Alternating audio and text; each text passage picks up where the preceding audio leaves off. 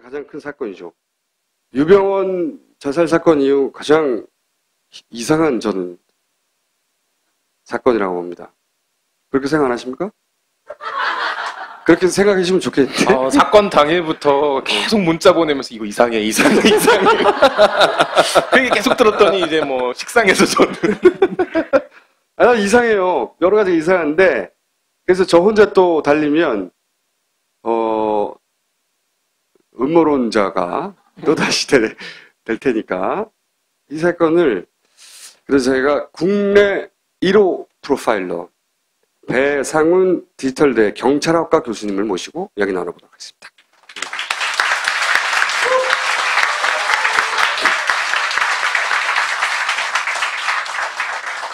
교수님, 어쩌다가 이 속을 놓으셨습니까? 여기가 별로 이제 제 인생이 끝나는 장소인가요? 아니, 인생까지 끝나지 않고 경찰학과 교수로서의 그렇죠. 지금 뭐 이제 왜 가셨어요, 이 교수님? 농담입니다. 자, 프로파일러시고 들어보셨는지 모르는데 저는 추론 파일러거든요. 추론 파일러. 프로파일러. 네, 추론 파일러인데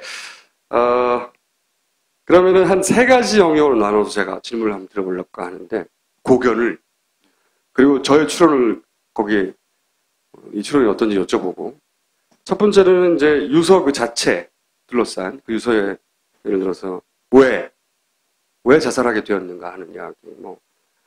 두 번째로는 신고의 전후 상황도 대단히 좀 짚어볼 만하다. 그리고 마지막으로는 현장. 거기에는 이제 최근에 오늘 아침에는 그 마티즈가 그 마티즈 아닌 거 아니야? 다른 마티즈 아니야? 뭐 이런 얘기까지 나왔는데, 그래서 한 세 가지 크게 나눠서 질문 드려볼게요. 첫 번째가 그 유서를 쭉 보면 첫 번째는 사찰은 전혀 없었다.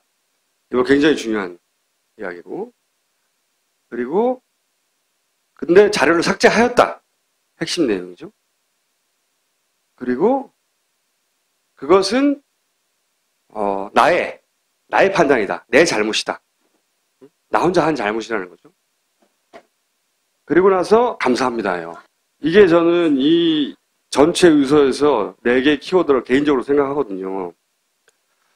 그래서 제가 이제 질문을 먼저 드려보자면, 우선 기술자일 뿐이잖아요. 드러나는 바에 의하면. 그러면 본인이 타겟을 선정한 것도 아니고 하란 대로 한 사람이고, 그리고 책임질 위치에 있지도 않고, 본인이 내국인 사찰한 적도 없어요. 본인 주장대에 하면. 그러면 이 중에서 이제 자살과 연결할 수 있는 부분은 삭제했기 때문에 그나마, 왜냐하면 삭제해서 그것이 나의 불찰이라고 하고 잘못이라고 하고 혼자의, 그리고 자살했다는 건데, 근데 저는 이게 이해가 안 가는 게, 혼자 그걸 삭제하면 위기에 처했던 조직이 구해지냐 이거죠. 아니잖아. 많은 반론이 이거 좀, 내국인 사찰이 없는데 왜 삭제하냐 이렇게 얘기하기도 하는데, 그보다 그 이전에 혼자 그걸 삭제하면 조직이 구해지냐고. 그리고 이 논리를 쭉 따라가면 내국인 사찰을 하지 않았는데 내국인 사찰을 한다고 공격을 하기 때문에 내국인 사찰을 하지 않았다는 증거를 삭제하고 자살한다는 거거든요. 그렇게 돼 있어요. 이 논리상으로는 도저히 이해할 수 없거든요. 교수님은, 저는 그렇게 생각합니다. 교수님은 프로파일러로서 이 논리를 어떻게 보셨는지. 그러니까 보통 이제 목소리가 너무 좋아하지 않는데. 유서 분석, 진술 분석할 때는 기본적으로 이제 감정의 맥락을 먼저 찾습니다. 네. 말씀대로 이제 하나의 맥락이 가다가 걸려버리는 거죠. 그러니까 그러면 뭐가 냐면 이게 누구의 이중 동작이 있느냐, 두 번째 맥락이 있느냐. 그러면 숨겨진 무슨 의도, 그렇죠. 맥락이 있느냐. 맥락이 있느냐.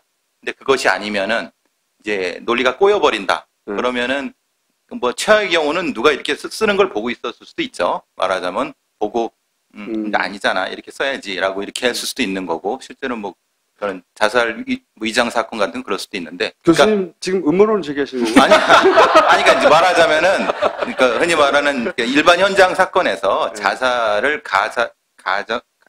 가장한 타살에 어떻게 진행되는가를 물어보는데, 이제 유서가 이렇게 흔히 말하는 읽히지가 않는다. 그렇죠. 말하자면 자연스럽게 논리적으로 전개되지 않는다는 거죠. 않는다고 하면은 그거는 다른 사람의 논리가 분명히 들어가 있다고 하면은 그거는 이제 한 사람의 맥락으로는 이해할 수가 없다. 저도 그렇게 이 유서를 읽었을 때 한 번은 잘 안 읽히더라고요. 네. 그래서 몇 번 읽어봤는데 네. 역시 이거는 이상한데 왜 한 사람이 쓴 게 아닌가?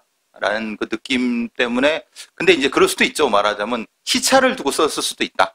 시차를 두고 조금 그럼, 쓰고 예, 감정의 변화가 생겨서 조금 쓰고 예. 근데 이제 문제는 시차를 두기가 어려운 상황이지 않습니까? 그렇죠. 다다시에 나가갖고 뭐 지금의 어떤 거를 봤을 때는 네. 그리고 이렇게 글을 고쳐 쓰고 한 거 보면 오래 준비한 게 아니라 현장에서 쓴 듯한 그렇죠. 그런 흔적인데 그래서 이제 물론 뭐 현장에 썼는지 안 썼는지 모르지만 어쨌든 드러난 것은 네. 눈표 같은 경우 네. 사실은 유서에는 역진이 없는 거죠. 말하자면 감정은 흐르는 대로 쓰는 거고 역진을 해야 되는 거지 않습니까? 이게 다시 와서 눈표를 갖고 무엇인가를 넣어주고 말기움 표시, 예, 끼움 네. 표시 같은 네. 경우 그러니까 뭐냐면 말기움 표시를 넣는 거하고 다 빼는 거가 거의 의미가 180 다르지 않습니까? 이 유서 같은 경우가 네, 네. 그러면 이것은 누군가 읽어줬나? 아니면 시차를 두고 썼나? 그 둘 중에 하나다. 그러면 시차를 둘 수가 없다고 하면은 바로 가서 죽었다는 거는 말이 안 된다. 그러면 그 중간에 다른 어떤 액션이 있어야 된다. 라고 하면 그 시간이 좀 벌어져야 되는데 안 벌어지고 붙였다고 하면은 그 시간에 문제가 있고 그렇다면은 다른 누구가 있을 것이다. 적어도 그 감정의 흐름에 인터셉트 할 수 있는 아니면 개입할 수 있는 어떤 사람이 있거나 아니면은 전화를 받았거나 그 몇 가지 상황이 있어야지 이런 흐름이 나오는 거지. 그냥 혼자 앉아서 쭉 죽기 직전에 썼다고 보기엔 부자연스럽다. 예, 그건 아니죠. 이건 절대 그건 아니라고 봅니다. 저보다 저 나쁜 사람 아니에요. 교수님 자리 유지하시겠어요? 어쨌든 프로파일링 기법상 분석해 보면 혼자서만 쭉 그 자리에 쓴 거는 아니다. 예, 제가 보기엔 그렇습니다. 아까 이제 눈표, 그러니까 그 꺽쇠 집어넣어가지고 말 집어넣었잖아요. 저도 그걸 보면서 자살할 사람이 이런 거를 써서 유서를 남기는 경우가 있을까? 제가 뭘 유서를 많이 본 건 아니에요, 물론. 혹시 근데 이제 유서 같은 거 많이 접해 보셨을 테니까 이런 경우 보신 적 있어요? 저도 참 이례적인 게 그런 겁니다. 보통 이제 어떤 걸 쭉 쓸 때 그 틀리면 이제 찍찍 긋고 아니면 이렇게 하면 그 흔히 말하는 그 글자에 감정이 많이 들어갑니다. 이 사람이 죽어가는 입장이기 때문에.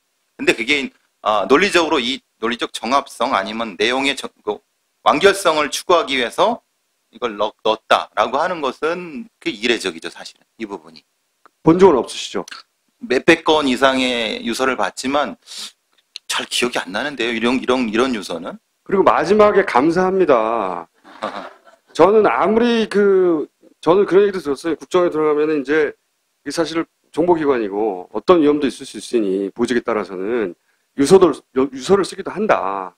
근데 상상하면 쓰겠죠. 뭐 그런 생각을, 그러니까 평소에 유서를 써왔던 이런 상황이 언제 닥칠지 모르니까 그런 요원으로서 이렇게 감정이입해서 이걸 보다가도 딱 걸린 데가 뭐냐면 감사합니다는 아니잖아요. 이게 내가 죽는데 어디다 감사해. 저는 이 대목에서 정말 한편으로 소름도 끼치고 왜 소름이 끼치냐면 이거는 감사합니다라고 쓸 대상이 있는 거예요. 대상이 있거나 아니면 유서가 아니라 경위서, 심할서, 사직서 이럴 때 심할서를 본 적은 있거든요, 많이. 유사하지 않습니까? 그런 포맷이?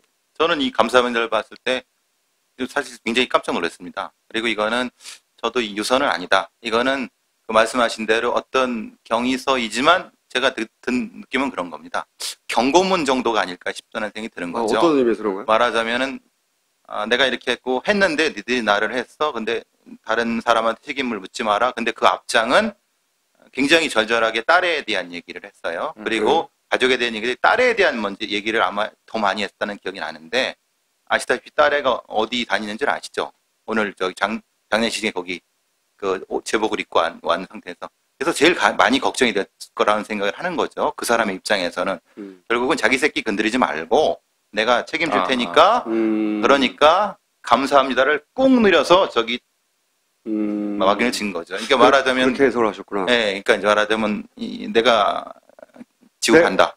내가 다 짊어지고 갈 테니 내 고맙다까지 하지 않았냐. 여기서 내 선에서 끝내라. 예, 그 앞문장이 사실 앞으로 저와 같은 일이 벌어지지 않도록 잘 조치해 주시기 바랍니다. 국정원 직원이 본연의 업무에 수행함에 있어 한치의 주저함이나 회피함이 없도록 조직을 잘 이끌어 주시길 바랍니다. 그러고 나서 감사합니다. 그러니까 니들이 잘해라 이 말이죠. 나같이 내가 지금 억울하다. 저는 그렇게 해석을 했거든요. 내가 억울하지만은 결국은 뭐 니들이 죽을 걸 내가 죽는다. 이렇게 해석할 수도 있다는 거죠. 근데 이 내용을 보면요. 그러니까 누가 지켜봤거나 불러줬거나 이런 의심을 하셨는데 그렇다고 생각했을 때 이 내용을 요약하면 이런 내용이에요. 내국인 사찰은 없다는 말은 뭐냐면 야당, 언론 또는 뭐 국민 니들 잘못한 거다 라고 말하는 거예요. 첫 번째. 그 다음에 삭제했고 이야기는 복구 안 된다는 얘기예요. 일부분 복구되거나 저는 그렇게 이해했고 그리고 내 잘못이다. 이 얘기는 개인의 일탈이라는 겁니다. 누군가 지켜봤다면 그 사람의 필요와 감정이 담겼을 텐데 국민이 내가 잘못했고 이제 복구 이거 어렵거나 이제 자기 손에 있는 거죠. 이제 요것만 복구됐다고 하는데 우리가 어떻게 알아요? 100%를 모르는데 처음부터. 그런 다음에 하지만 이런 삭제는 국정원을 시킨 게 아니라 개인 일탈이야 라고 누군가가 이 유서의 형식을 띤 이상한 괴문서를 통해 말을 했다라고 저는 이해했는데 일단 그렇고 제 해석은 그렇습니다. 그런데 또 한 가지 그 감사합니다와 연결해서 제가 이상했던 것은 가족이 남긴 유서에 보면 하트를 3개 그려놨어요. 하트를 3개.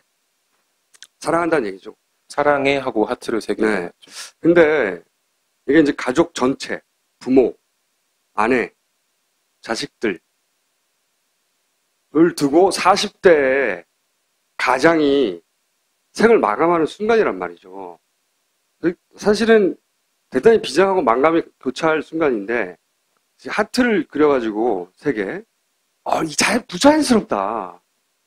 이거는 본인이 죽지는 않지만 내가 유서를 쓴다면 실제로 죽을 건 아니지만 유서를 쓴다면 하는 정도의 조금 더 가벼운 마음 상태에서 나올 수 있는 여유 아닌가 이거. 저는 이렇게 생각했는데 하트는 어떻게 보셨어요? 말씀하신 대로 정보기관원이고 그럴 경우는 이제 흔히 말하는 무엇인가를 대비하기 위해서 뭐 대북 작전이든 무슨 작전을 위해서 하트를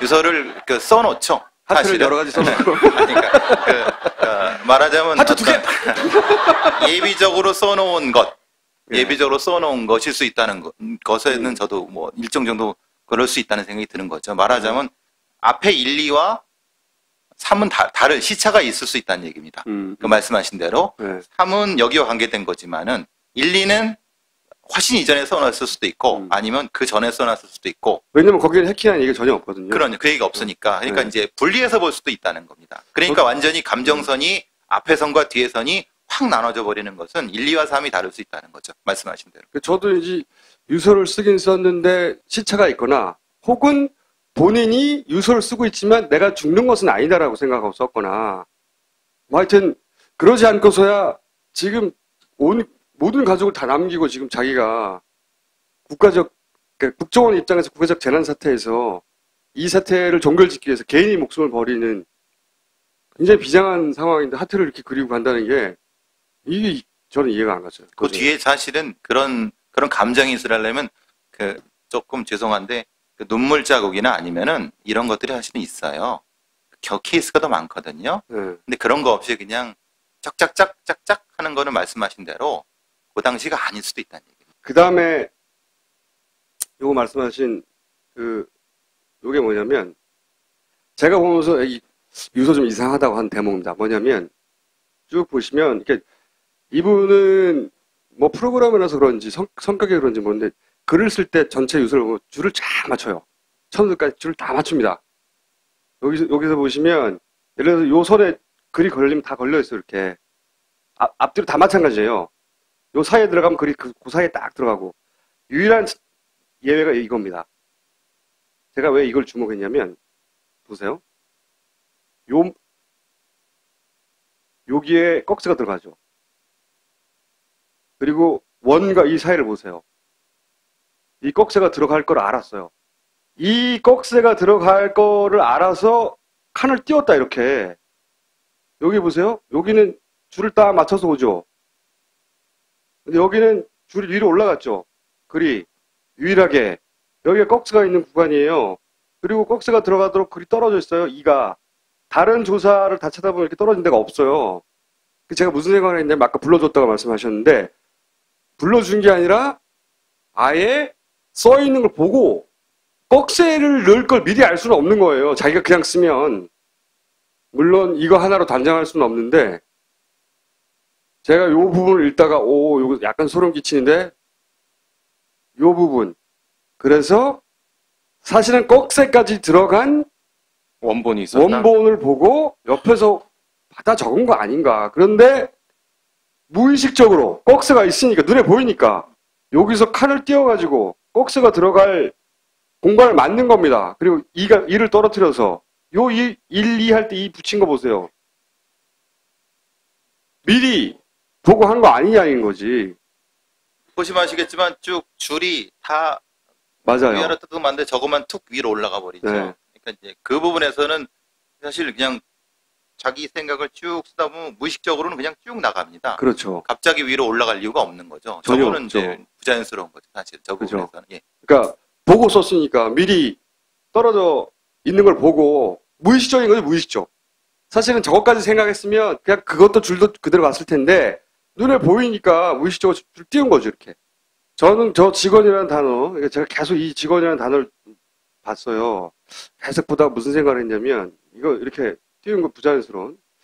보다가 무슨 생각을 했냐면 왜 직원을 굳이 넣었을까? 만약에 누군가가 먼저 썼다면 누군가가 바로 이어진 게 뭐냐면 국정원 직원 일동 성명서가 나와요. 사실은 저는 해킹 사건을 통틀어 가장 코미디라고 생각하는데 국정원에 노조 게시판 있나요? 사실 이런 아니 국정원 일동 중지를 어디서 모으죠? 그리고 누가 국정원 일동을 대표하죠? 딴지에서 그런 일이 있었나? 우리는 내가 노조를 만들려니까 안 만들어 애들이.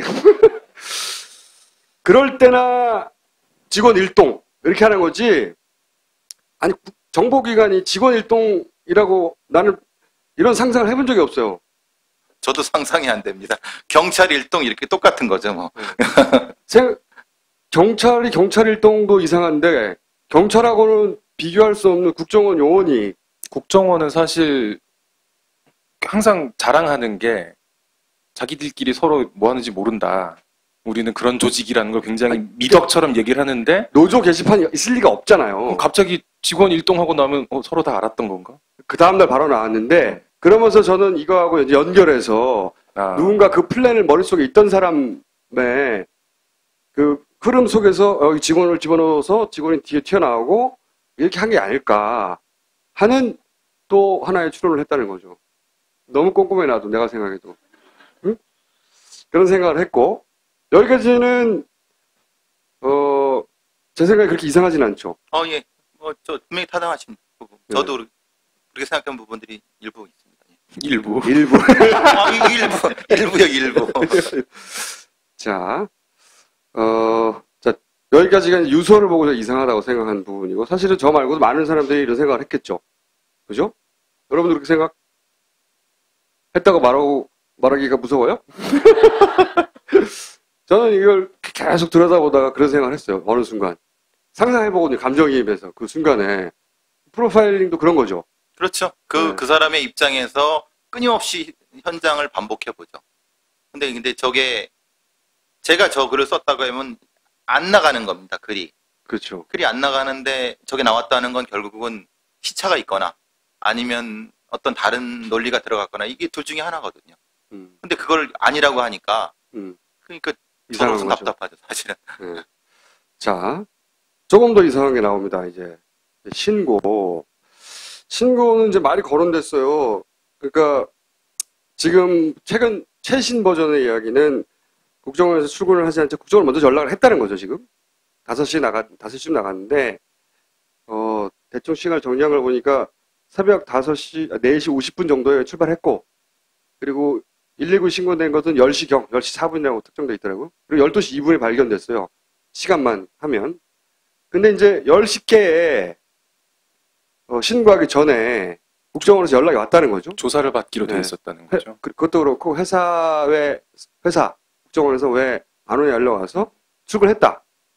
통화를 하다가 오늘 또 새로 나온 소식 하나는 국정원에서 신고하라고 했다. 한국일보 기사에 오늘 기사인데 뭐냐면 10시가 되자 부인에게 전화를 해서 즉시 연락을 해서 실종 신고를 해라. 실종 사연은 부부싸움으로 집을 나갔다 하고 위치 추적도 요청해라. 라고 그 부인에게 말을 했다는 게 사정기관의 말이라는 걸 보면 아마 이제 초기 이거 사건 조사할 때 경찰에서 뭐 부인이 진술한 내용을 통해서나 뭐가 나왔겠죠? 국정원에 이렇게 말해줬을 리는 없고 물론 뭐 국정원 여기 대해서 부인하거나 아니라고 하거나 뭐 사실관계가 틀리다고 할 텐데 여하간 이런 얘기가 나왔다는 거죠. 부인이 생 거짓말을 할 일 없다고 생각하면 난 신빙성이 좀 있다고 생각이 드는데 연락이 왔다는 겁니다. 이건 좀 더 따져보고 그 전에 시간으로 첫 번째 나가서 5시간 지났는데 이게 실종신고 되느냐? 그거 어떻습니까? 국정원에서 그 집으로 전화한다는 것도 되게 웃기다고 생각합니다. 저도 웃기다고 왜냐하면 생각해요. 네.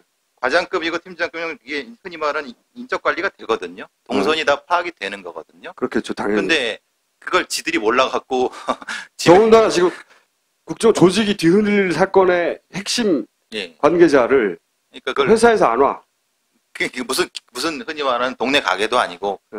흔히 말하는 그 기업도 아니고 그건 전혀 있을 수 없는 일이라고 저는 생각하거든요. 그러니까요. 근데 그렇다고 했다고 쳐도 이제 거기를 얘기했고 말하자면 그 안에 이제 무슨 일이 있었고 반드시 와야 될 어떤 상황. 네. 뭐 그게 뭐 감찰이라고 한다. 뭐든 간에. 예. 근데 사실은 뭐 이 부분에서는 뭐 이 집에서 이제 이 나간 분을 찾을 이유는 없죠. 왜냐하면은 뭐 그 정도의 정보기관원이고 그러면은 사실은 네. 연락이 안 될 때도 있겠죠. 예, 하루나 이틀 안 될 수도 있는 거니까 네. 결국은 거꾸로 흔히 말하는 국정원에서 얘기를 했다는 건 맞는 거고 근데 왜 했느냐? 네. 흔히 말하는 연락이 안 됐는데 안 되는 걸 왜 이상하게 여겼느냐? 네. 말하자면 그런 걸 낌새를 분명히 챘을 것이다.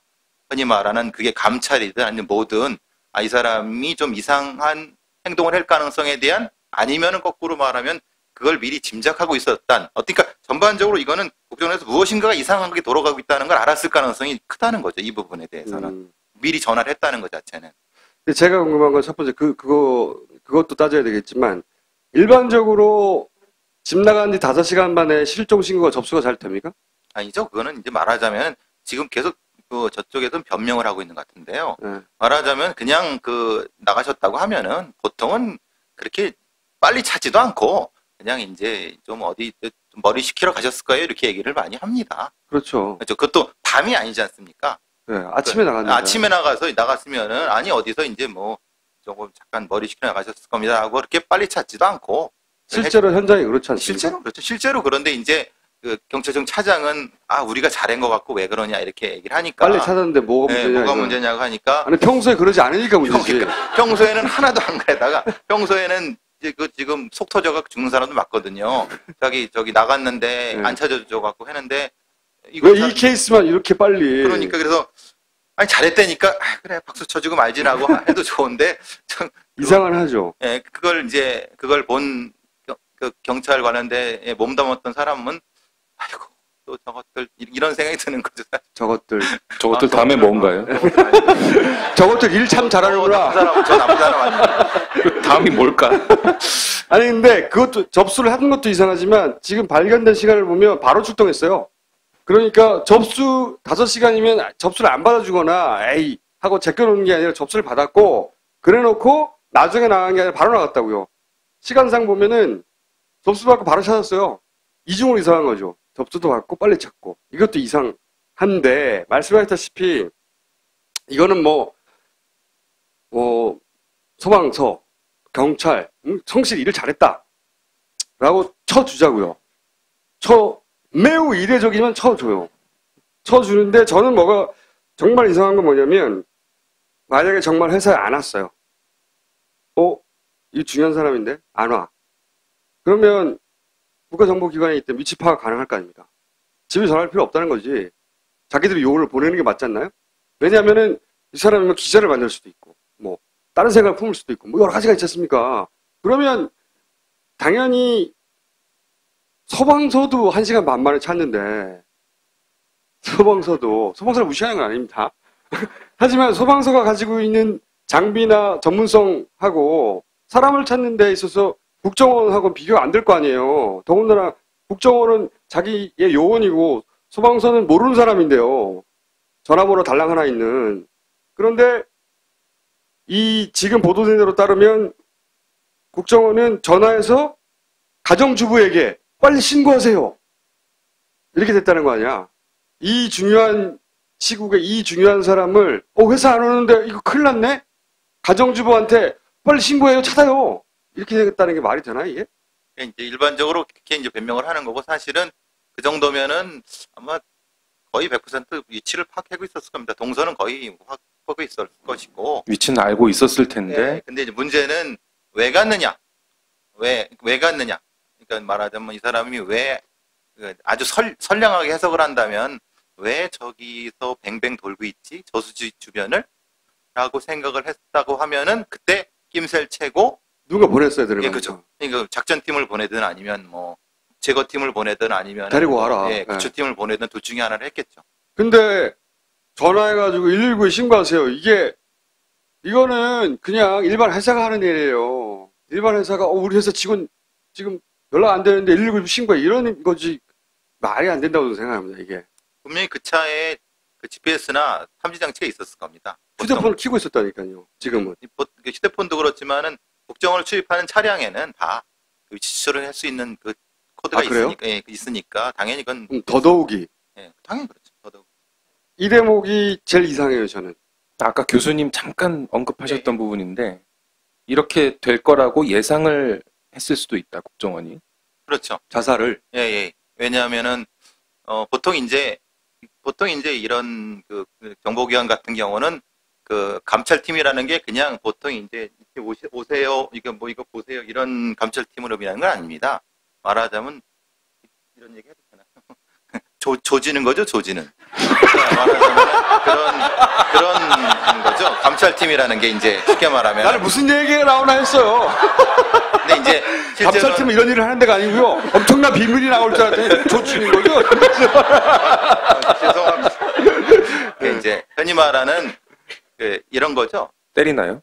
아니 때리지 않아도 보통 그런 정보기관 같은 데서는 전략적 신문기법이라고 해갖고 거의 피를 말리는 신문을 합니다. 감찰팀의 자체가 사실은 굉장히 그 야차 같죠, 야차. 심리적으로 정서적으로 코너로 모는 거예요. 예. 기본적으로 가족 얘기를 하고 그래서 이제 보통 이제 그 경찰 직원이 자살했다 아니면 뭐가 했다고 하는 것은 그 방식이 거의 일관돼 있습니다. 말하자면은 그러니까 이제 감찰팀에서 뭐 전화 한번 하면은 사실은 보통 직원들도 가슴이 덜덜덜 떨릴 정도의 압박을 받는 것은 그 사람들이 어떻게 하는지를 뻔히 알고 있고 그 사람들이 두지기 시작하면 작살난다는 걸 알고 있기 때문에 아니, 조지까지 했는데 작살 정도야. 작살나는 걸 알기 때문에 그러니까 그거를 이제 이전에 계속 몇 번 전화를 했다는 거는 그만큼 굉장히 심리적인 압박을 받았고 그러니까 그걸 눈치를 채고 있었을 거라는 거죠. 이 임과정도 눈치채고 있었고 그러니까 위쪽에서도 국정원 위쪽에서도 얘가 좀 위험하지 않을까? 튈까? 아니면 어디로 갈까? 이런 거를 면밀히 주시하고 있었을 가능성이 높다는 거죠. 그러면 지금 교수님의 추론의 방향을 듣다 보면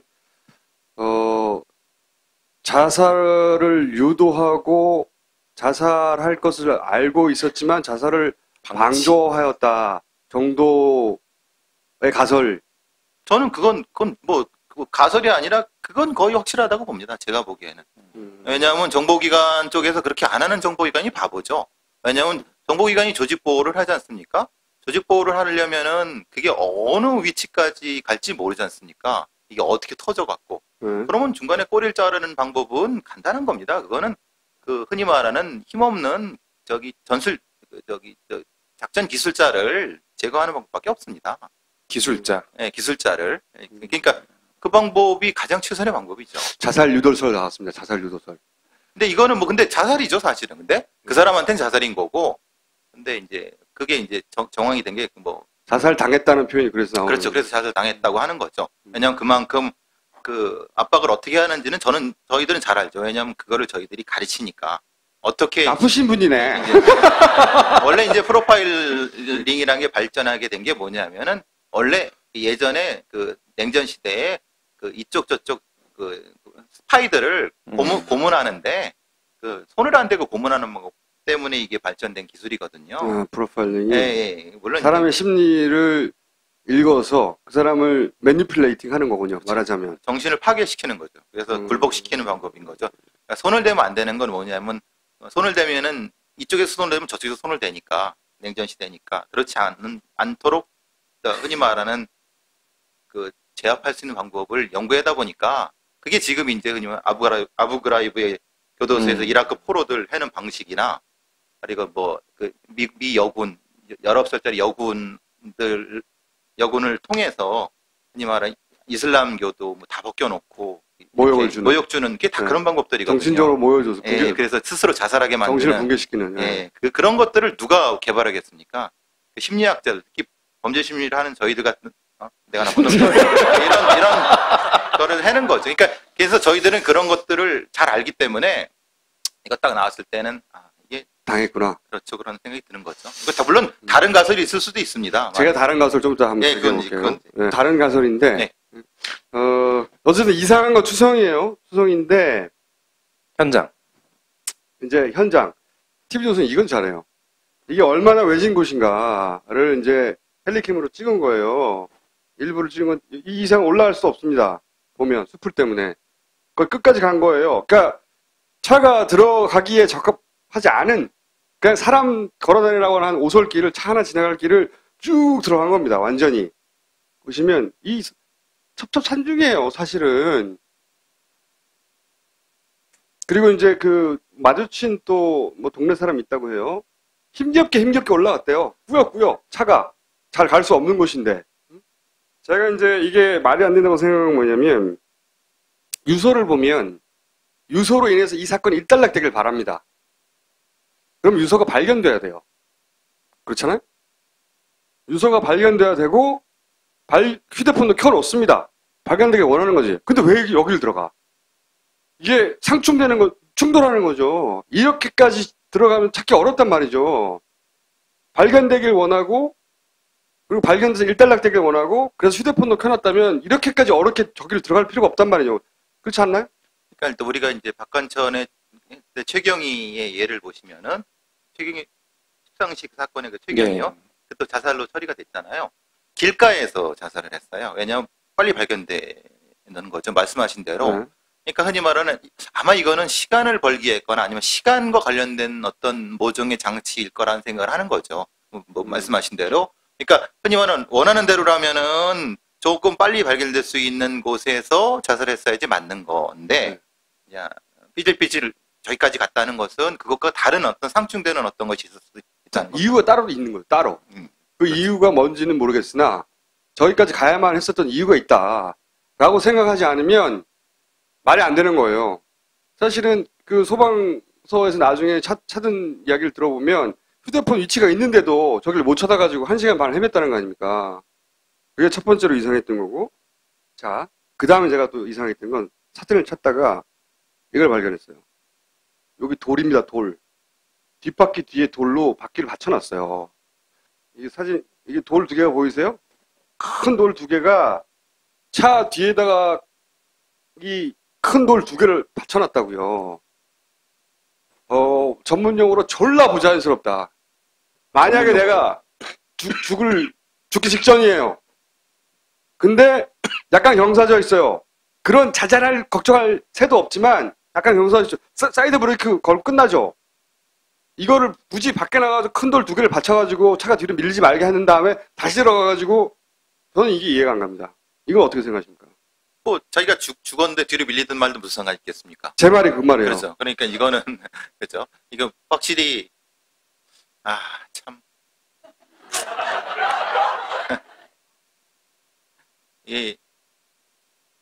이해가 안 돼요. 저도 잘 이해가 안 돼요. 왜 그랬을까요? 양반이 진짜 자살의 전문가일까요? 진짜 말이 안 된다고 생각하고 이것도 자살 전문가 정도 돼야지 저 정도 생각을 할 거다. 아니 이거는 저는 이제 그래서 종합 추론을 한 게 있어요. 이제 다 보다가 도저히 말이 안 되는 것 같아서 그나마 말이 되게 서로 엮어가지고 출연하는 게 하나 있는데, 그건 좀 이따 말씀드리고, 저는 자살 유도선은 아닙니다. 유도선은 아닌데, 자, 그 다음에, 이거는 거의 유병원 때처럼, 막, 그때 우리 풀 전문가 불러가지고 막, 사체 밑에 있는 풀이 얼마나 만에 썩느니 뭐 이런 얘기 막 하고 있었거든요. 이 돌, 진짜 이상하고요. 또 이상한 거 있어요. 이제, 어제 YTN에서 처음으로 단독으로 영상 CCTV 확보해가지고, CCTV 앞에서 이 차가 왔다 갔다 합니다. CCTV가 있는 지점에서. 그러다가, 보시면은, 같은 장소로 왔다 갔다 한 거예요. 그러다가 여기서 좌회전해서 올라가는 거거든요, 이제. 그 산등성이로. 요, 3분 동안 왔다 갔다 했다고 그래요. 저는 이 왔다 갔다 했다는 것도 좀 이상했어요. 모르는 길이다. 첫째 가능성. 원래 잘 아는 곳이면 쭉 갔을 거 아닙니까? 이 많은 길도 있는 게 아니에요. 그냥 쭉 가다가 삼거리 하나 나오는 데거든요. 헷갈릴 리가 없는 곳이라고요. 근데 여기를 쭉 갔다가 3분 만에 돌아와 다시 올라간단 말이죠. 모르는 길이다. 첫 번째 가설. 두 번째 가설, CCTV에 자세히 찍히길 원했다. 그게 CCTV 앞이에요. 이 두 가지가 아니면 이상하다. 어떻게 생각하십니까? 뭐 3회 가설은 누군가를 만나러 갔을 수 있죠. 어느 지점을 찾아갔을 수 있죠. 잠깐. 예, 그러니까 누군가를 찾아갔던 거죠. 누군가를. 예, 지금 가 있는 데가 목적지인데 거기가 누구를 그렇죠. 만나러 간 네. 것도 그런 경유지가 있었다. 네, 그렇죠. 그렇게 되면은 그게 할 수도 있는 거죠. 말씀하신 대로. 그러니까 삼자설도 그러면 있네요. 제3자가 있었을 수도 있는 거죠. 말하자면. 그리고 번호판이 다르다. 이제 녹색이란 말이죠. 이건 사실 사람들 눈여겨 안 봤을 텐데 녹색이어서 눈여겨보기 시작했어요. 요즘 녹색이 잘 없거든요. 이게 중고로 샀다고 하니까 중고차에 달려있는 걸 그냥 달고 있었는지 녹색입니다. 분명히. 근데 CCTV에 찍힌 걸 보면 이게 하얀색처럼 보이잖아요. 근데 이건 빛 반사 때문에 하얀색 판넬이 색이 날아가서 해상도가 떨어져서 그럴 수는 있어요. 이해가 안 되는 건 뭐냐면 그러면 보세요. 번호는 하얀색이에요. 이게 날아가면 이거 더 날아가야 돼요. 그렇죠.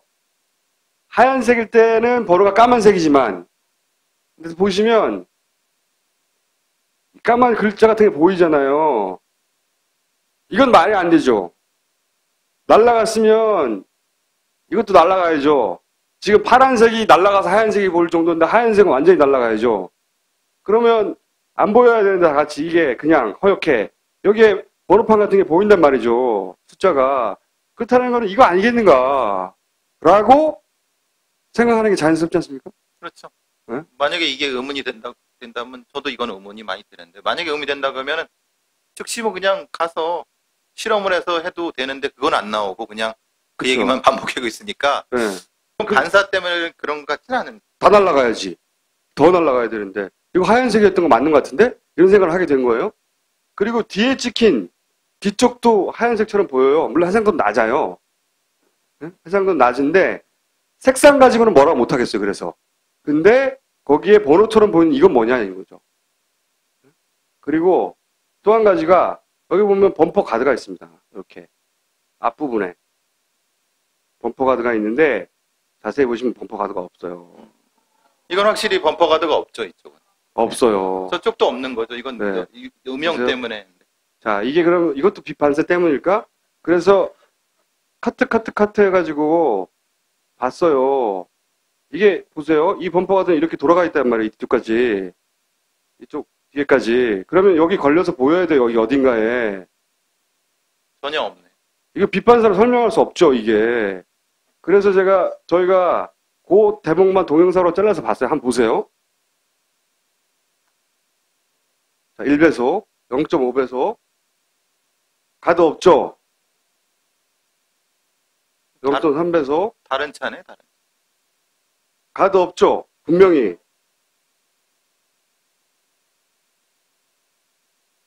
가드 없다고. 왜 이 차를 그 차라고 했는지는 모르겠어요. 그런데 다른 차인 건 거의 확실한 것 같아요, 난. 이건 다른 차인 겁니다. 이걸 보고 다른 차라고 안 하는 게 이상한 거지. 지금 뭐 경찰에서는 빛반사 때문에 그런 거더라고 같은 차라고 이제 공식적 입장이 나왔어요, 이미. 다른 차라고 봅니다. 이 영상만으로 기준을 볼 때. 확실히 가드가 없는 건 맞아요. 이게 검은색이 비판사 때문에 어쩌고저쩌고 하기에는 너무 선명하게 없는 게 보여요. 그러면 남은 가설은 자살하기 직전에 범퍼카드 붙였다는 겁니다. 말이 안 되잖아요. 번호판은 어떻다고 쳐. 어쨌든. 응? 제가 이제 여기까지 보고 이상한 거에 홍수예요. 홍수.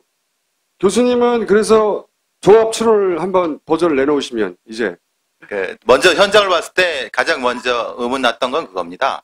번개탄 부분이고요. 번개탄이 앞과 뒤에 있으려고 하면은 알루미늄 포일, 도시락 포일 이 정도밖에 안 되거든요. 그럼 이게 들어갈 정도면 요 하나밖에 안 되기 때문에 어떻게 되냐면 여러분 번개탄 다 피워보셨죠? 안 된다. 딱 하면 어떻게 되냐면요. 그래서 그렇죠. 이제 이렇게 자살하는 차들이 불이 많이 납니다. 그러니까 많이 녹아내립니다. 그리고 시체에 환상이 많은 거고, 그래서 보통 뒤에다 이제 해서 예비 연소를 시킨 다음에 이걸 가르쳐주면 안 되죠. 어쨌든. 근데 이렇게 하긴 했는데 앞뒤로 했다는 것 자체가 되면 뭐냐면 연량이 굉장히 많습니다. 그러면 뭐가 되냐면 뜨거워서 견딜 수가 없잖아요. 불이 나야 되는 게 맞아요. 그 마티즈 작은 차라고 하면은 그래서 이제 제가 처음에 이건 좀 이상한데, 그리고 밑에다가 알루미늄 포일 소파가 녹았을 텐데, 아니면 탔을 텐데, 아니면 뭐 이렇게 됐을 텐데. 구멍은 눌길 했어요. 구멍은. 그러니까 이제 네. 그 여러 가지 상황에서 이거는 뭐지?라고 일단 첫 번째. 그러면 유서는 어디 있지? 유서는 어디다 놨어야 되나? 그리고 유서가 말씀하신 대로 도를 고일 정도라면 이걸 보여야 되는데 네. 그게 안 나타나는 부분에서는 이게 누가 있었네 이런 생각을 한번 딱 해봤고요. 누가 현장에 본인 위에도 있었네. 네, 그 팀원이건 아니면 누구건 어쨌든 있어야지. 마지막에 뭐 말을 나눴던 그래야지 이게 맞는 거 아닐까 싶기도 하고, 그게 이제 처음에 느낀 생각이었고요. 그리고 말씀하신 대로 이 장소라든가 방식 같은 데서는 사실은 좀 부자연스러운 부분들이 아까 말씀드린 대로 많이 존재하는 그런 자세. 물론 뭐 번개탄 어디서 샀냐도 지금 안 나오고 있긴 해요. 왜 그 새벽에 번개탄 살 데 없거든요. 지금 이 시간대로라면 새벽 6시에 올라갔다는 얘기인데 동네에서 소주는 살 수는 있단 말이죠. 근데 거기서 번개탄 안 샀다고 하니까 뭐 어디서 샀냐는 거지. 그것도 문제가 있는데, 번개탄을 안 펴보셨구나. 예전에 연탄 썼기 때문에 그 번개탄 위에 연탄 꺼지면 하잖아요. 그러면 붙이면 푸칙해요. 불꽃도 튀고, 그리고 굉장히 뜨거워요. 대단히 뜨겁다고요. 근데 저는 번개탄을 두 개를 놓고 앞뒤로 했다고 했을 때 자살 전에 너무 뜨거워서 못 견디겠다. 이 쇠로 된 차기 때문에 연량이 굉장히 납니다. 사실은. 이게 이제 가스 중독을 의도한 것인데, 가스 중독 전에 그냥 사람이라고 하면 내가 죽으려고 했지만 때리면 아프잖아요. 그럼 튀어나가는 것처럼 뜨거우면 못 견딘단 말이죠. 그 안에서. 이게 어떻게 이렇게 됐을까? 저도 그거 이상하게 생각했고요. 질식해서 죽습니다. 일산화탄소 중독 전에. 그러니까요. 연기에. 의도한 바는 자기가 순간적으로 의식이 몽롱해지고 그래서 일산화탄소로 내가 어느 순간 죽는지 모르게. 중독으로. 네. 그 연탄가스 마셔본 적 없어요? 사람들이 어떻게 산 거야? 바람 지키게 사셨는데. 왜 연탄 보일러 같은 집에 보면 가끔 새가지고 막 이러면 어찌하고 그러는 데 있잖아요. 근데 모르거든요. 몰라요. 그 일산화탄소 중독인데 그게 아니고 연기가 너무 많이 난다니까. 그전에는.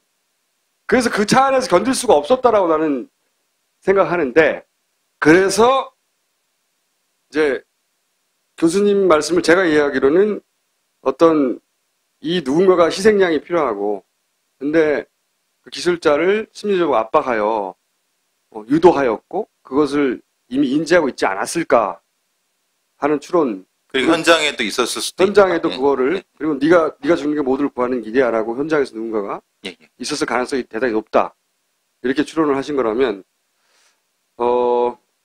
저는 좀 다른 게, 저는 보고 무슨 생각이냐면 뭐 큰 맥락은 비슷한데, 제가 이걸 보자마자 떠오르는 거는 몇 달 전에 그 유호성 간첩 사건, 두덕 사건, 기억상실 권과장이라고 기억하시는지 모르겠는데 일시 단기 기억상실이 걸려서, 생각나세요? 그분이 딱 이거였거든요. 일단 해가지고 바로 119 와서 구출을 해가지고 살아나가지고 지금.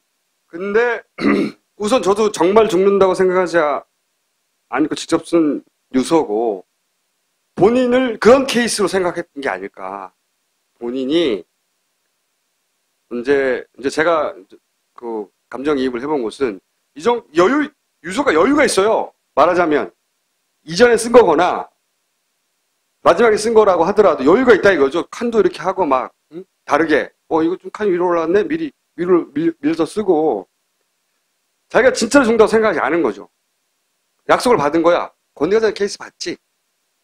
제가 그때 의심한 거는 뭐냐면 일산화 중독 효과를 내는 뭔가 어떤 약물을 먹고 실제로는 이제 그 일산화 중독이 된 게 아니라 그런 약물 무슨 영화 보면 많잖아. 무슨 캡슐, 뭐 앰플 이런 거 먹고 뭐 몇 시간 후에 살아나고 뭐 이런 거 그런 케이스가 아니었을까 혼자 생각했거든요. 방송하게 됐지만 그런 거를 이제 그런 약속을 받은 거야. 그래서 본인은 그렇게 처리된다 믿고 그런 식으로 여유 있게 마음의 여유를 가지고 죽는 것처럼 보이도록 썼으면 실제로는 마음이 여유가 있기 때문에 여유 있게 이런 걸 써줬고 그렇게 자기는 약속 받았다고 생각하였으나 실제로는 치밀하게 준비한 어떤 작업에서 당한 게 아닌가. 이 CCTV에 찍힌 마티즈가 도대체 어떤 역할을 했는지는 잘 모르겠어요. 저는. 왜 굳이 다른 게 등장했는지는 모르겠어요. 어쨌든 거기에 올라갔다는 게 찍힌 게 필요했던 거거든요. 그래서 생각했던 건 그러면 그 차는 이미 가 있던 건가? 미리 가 있었을 수도 네. 있죠. 그건 앞에 건. 다른 날? 그럴 가능성이 높죠. 그거는. 그리고 돌이 있는 것은 어쨌든 그 자리에서 그분이 의식이 있는데 일산화탄소나 그 안에 마시고 사망해야 돼요. 왜냐면 지금 부검 결과 보면 목에서 거름 나오고 일산화탄소 중독이 나오거든요. 그러니까 완전히 사망하지 않은 채 그 차 안에 있어야 되는 거란 말이죠. 그런데 제가 이제 돌을 보면서 생각한 것은 만약에 그렇다면 의식이 사망하진 않고 의식은 남아있는데 이제 완전하지 않은 상태. 이런 상태에서 예를 들어서 몸부림을 친다든가 차를 뭐 브레이크를 내린다든가 밟는다든가 그럼 차가 움직일 수 있잖아. 그래서 받쳐놓은 게 아닐까. 차가 예를 들어 자살한다는 사람의 차가 어디 풀숲에 처박혀 있다든가 늦게 발견되면 안 되는 거 아닌가. 그래서 어디 가지 말라고 받쳐놓은 거 아닌가. 다른 누군가가. 그러니까 저는 이제 타살설인 거죠. 말하자면. 자살 유도설이 아니라 본인은 그렇게 자살인 척하고 다시 권대가장 케이스처럼 살아날 줄 알았으나 그렇게 약속받았다고 믿었으나 실제로는 이 한 사람을 보내서 자기들은 살아남으려고 하는 이 조직의 굉장히 야비하고 비겁한 간부들이 한 작업 아닌가. 그게 이제 비겁하고 야비한 거 아닙니까? 만약에 그렇다면 이런 가설이 맞다면 라고 저는 생각하였으나 이것이 절대 그럴 일은 없다. 왜냐면 아기가 너무 안 맞으니까.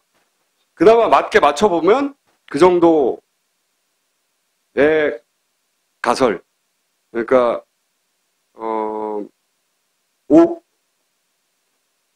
5인 타살설이죠.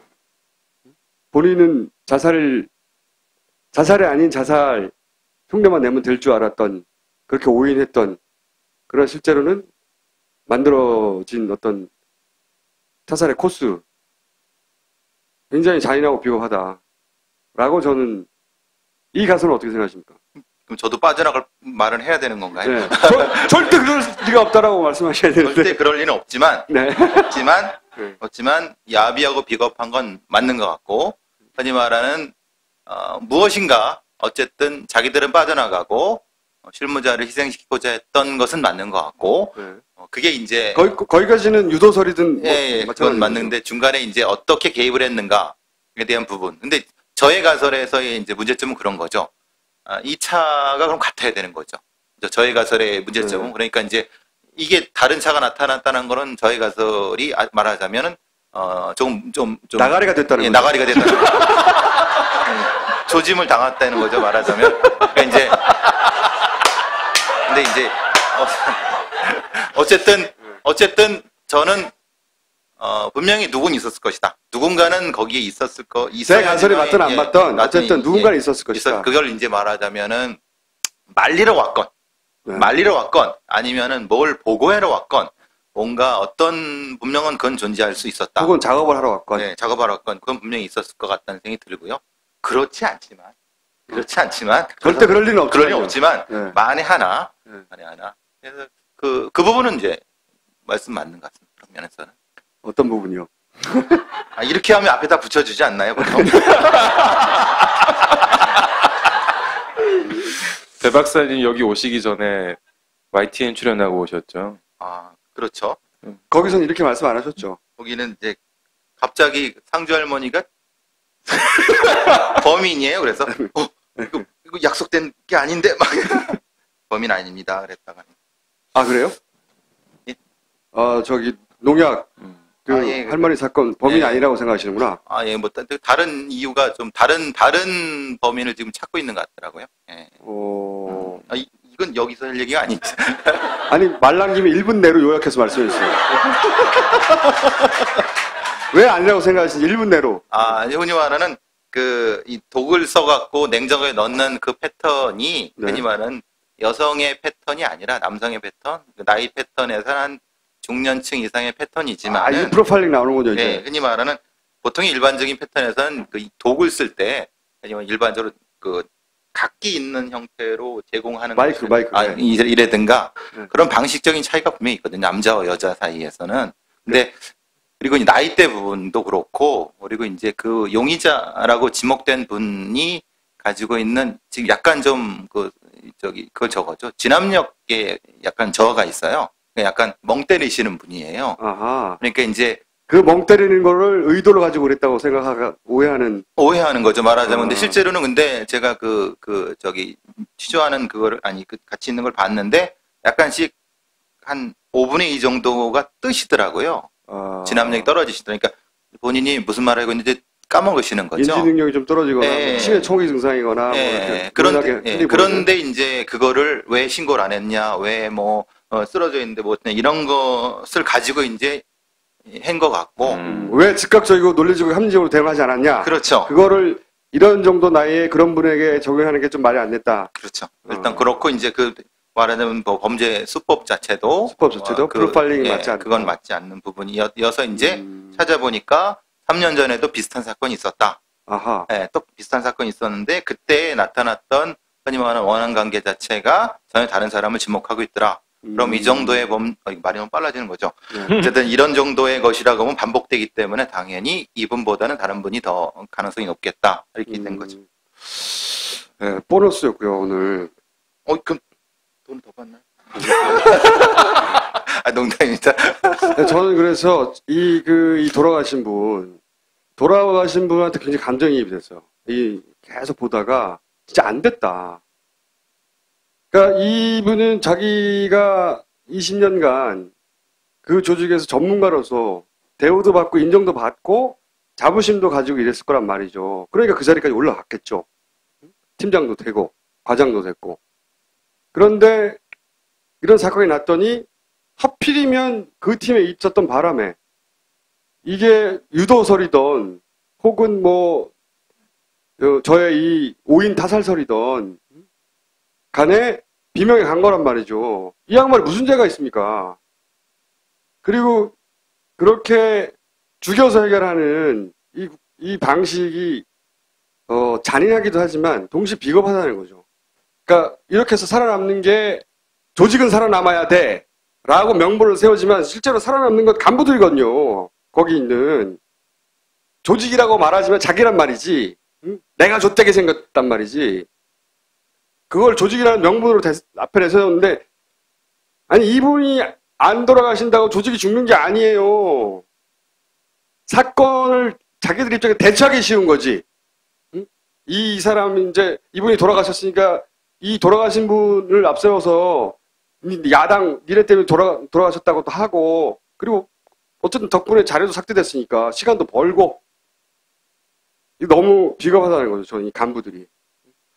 전형적인 꼬리자락이라는 생각이 드는 게 진짜 중요한 인물이었고 진짜로 국정원 차원에서 했던 일을 한 사람이었다면 국정원에서 보호를 해줘야 되죠. 아니 그리고 칭찬해야 되죠. 칭찬을 해줘야 되고. 지금 이 빨갱이들을 색출해서 잡아내는 핵심 기술에 종사하던, 그리고 그걸 엄청나게 잘하던 분인데, 그거 왜 칭찬해야 되는 거죠? 감찰할 게 아니라, 자기들이 시켜놓고, 다, 타겟은 자기들이 시켜놓고, 그 일만 하던 사람인데, 무슨 잘못이 있다고, 씨발. 이 화가 나는 거지, 이런 거는. 보통 사람들한테 감정이입이 되는 거지, 여기서는. 이 양반은 보통 사람인 거예요. 그냥 직장으로서 국정을 다닌 거죠. 기술자로서. 자, 아까 따님 얘기 잠깐 나왔었는데, 따님이 오늘 육사 생도복을 입고, 저 영정을 들고 나왔는데, 그것도 참, 가족들한테 할 짓 아닌 거 아닌가 하는 생각이 들었어요. 가족들한테 이제 청천벽력이지, 이게. 그것도 그렇지만은, 이 생도복을 입고 등장했을 때, 이 딸이 이제 앞으로 겪게 될 것들. 생도복을 입고 등장하는 게 과연 본인의 선택이었는지 잘 모르겠어요, 저는. 그 순간에 아버지의 영정을 꼭 생도복을 입고 들어야 되겠다고 생각했을 수도 있어요. 국가 간에 투철해서 본인이 생도인 게 자랑스러워서 그랬을 수도 있지만 이제 하도 이런 걸 많이 당하다 보니까 저것도 시킨 게 아닐까 싶은 생각도 드는 것이고 국정원 사건이 대부분 신나가지고 막 욕하고 하는데 좀 짠해요, 이 사건은. 너무 안 됐다, 이 사람. 그 의미 없이 간 거죠. 자신의 삶을 기준을 생각해 보면. 그래 놓고 이제 국정원 그 간부들은 그랬을 거야. 이게 그래서 조직을 구했다고 하고 막 자기가 죄의식이 드니까 이 가족들한테 잘해주려고 하고 하겠지만 비겁한 놈들인 겁니다. 아주. 이거 외에 가설이 또 있을 수 있을까요? 순수 자살설. 지금 이제 공식 설은 순수 자살설이잖아요. 순수 자살설이 돌파되려면 너무나 넘어야 될 산이 많아요. 이상한 지점들이. 근데 그걸 공중파에서 제대로 얘기 안 하지 않고 있다는 거. 거기에 대해서는 어떻게 생각하십니까? 프로파일러로서. 근데 보통 뭐 지금 얘기할 상주 할머니 사건도 많은데 굳이 공중파에서 이걸 다뤄서 이제 문제를 일으키지는 않았겠죠? 상주 할머니 사건으로 해갖고 네. 많이 다루시고 이거는 사실은 안 다루시겠죠. 공중파는 지상파 방송은 왜 상주 할머니 사건에 그렇게 관심이 많을까요? 왜냐하면 그거는 어떻게 해도 답이 안 나오니까요. 그렇지만 이거는 국민들이 대충 어떤 건지는 알고 있으니까 사실 관심을 여기로 돌리면 안 되겠죠. 교수님직을 과연 유지할 수 있을까요? 저의 뜻은 아닙니다. 여기 사람들이 시켜서 했어요.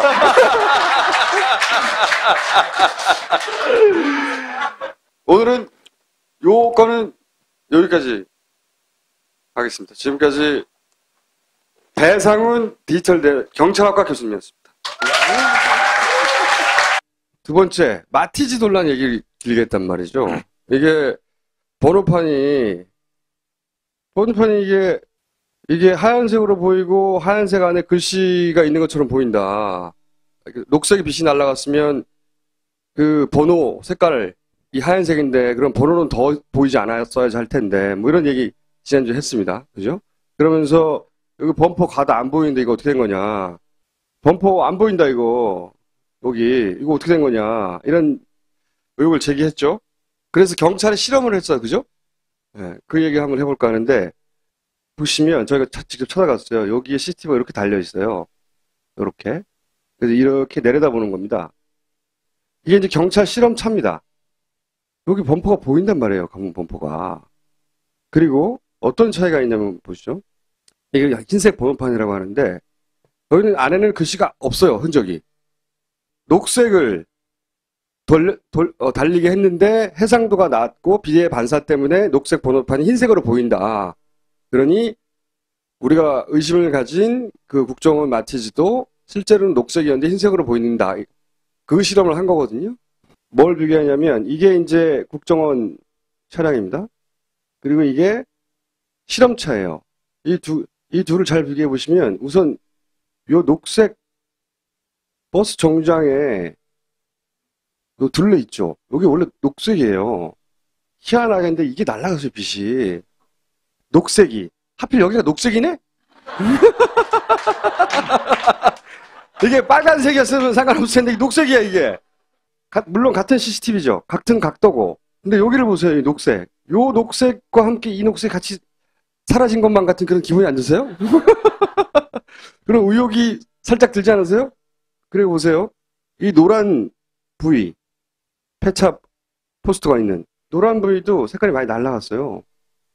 그래서 이 화면으로 잘 보일지 모르겠는데 여기는 주광선이 노란색으로 보이는데 여기서 주광선이 하얀색으로 보여요. 경찰은 발표할 때 이렇게 비교 안 했어요.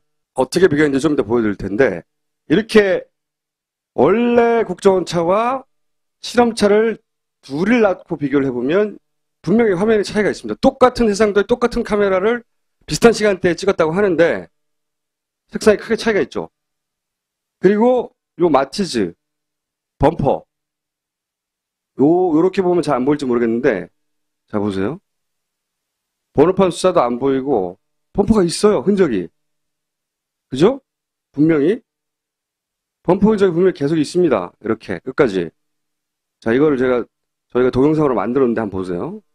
이게 왼쪽이 실제, 오른쪽이 실험. 이렇게 하면 잘 모르겠죠? 천천히 옵니다. 다시.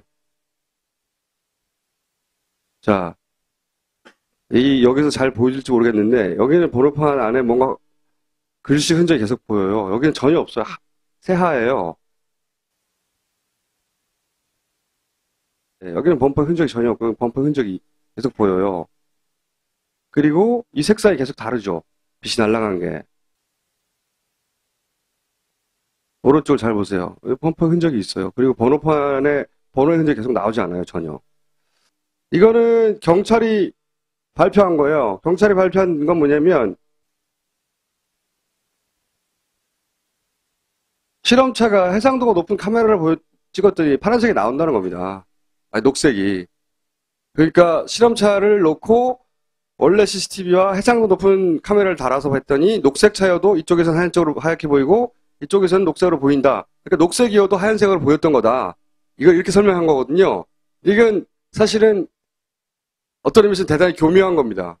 보여주려면 이렇게 보여줬어야 돼요. 오리지널하고 실험하고 오리지널하고 실험의 차이를 금방 알 수가 있잖아요. 이렇게. 그래서 저희가 도대체 무슨 일을 했을까 여기다가 조사를 해봤어요. 뭐냐면 오리지널 화면을 프레임별로 잘라가지고 그 밝기가 아주 극명하게 드러나도록 일단 어둡게 만든 다음에 밤처럼 그 다음에 콘트라스트를 강하게 줬어요. 그렇게 되면 어떻게 되냐면 자연스럽게 전체가 다 어두워졌어요. 그리고 이렇게 조금 밝게 빛나는 건 하얀색에 가까운 곳이죠. 이렇게 됐어요. 그런데 똑같은 정도로 밝기를 어둡게 하고 밤처럼 그 다음에 콘트라스트를 높여봤어요. 실험 영상을. 그럼 이렇게 나옵니다. 녹색이 있는 부분이 인공적으로 밝게 만들어졌다고요. 영상을 분석한 영상 전문가 이야기는 녹색 부분을 인위적으로 대단히 밝게 만들었다. 이건 자연광이란 말이에요. 아침에 여기 뭔가 인공 광원을 비추거나 이 부분에 마치 영화 할 때 왜 반사판 같은 걸 비추거나 아니면 이 화면을 만졌거나 둘 중에 하나다. 그렇지 않고서 왜 이건 녹색이란 말이에요. 녹색은 어두워져야 돼. 같이 자연스럽게 전체적으로 이 부분만 어두워지지 않고 밝게 빛나더라.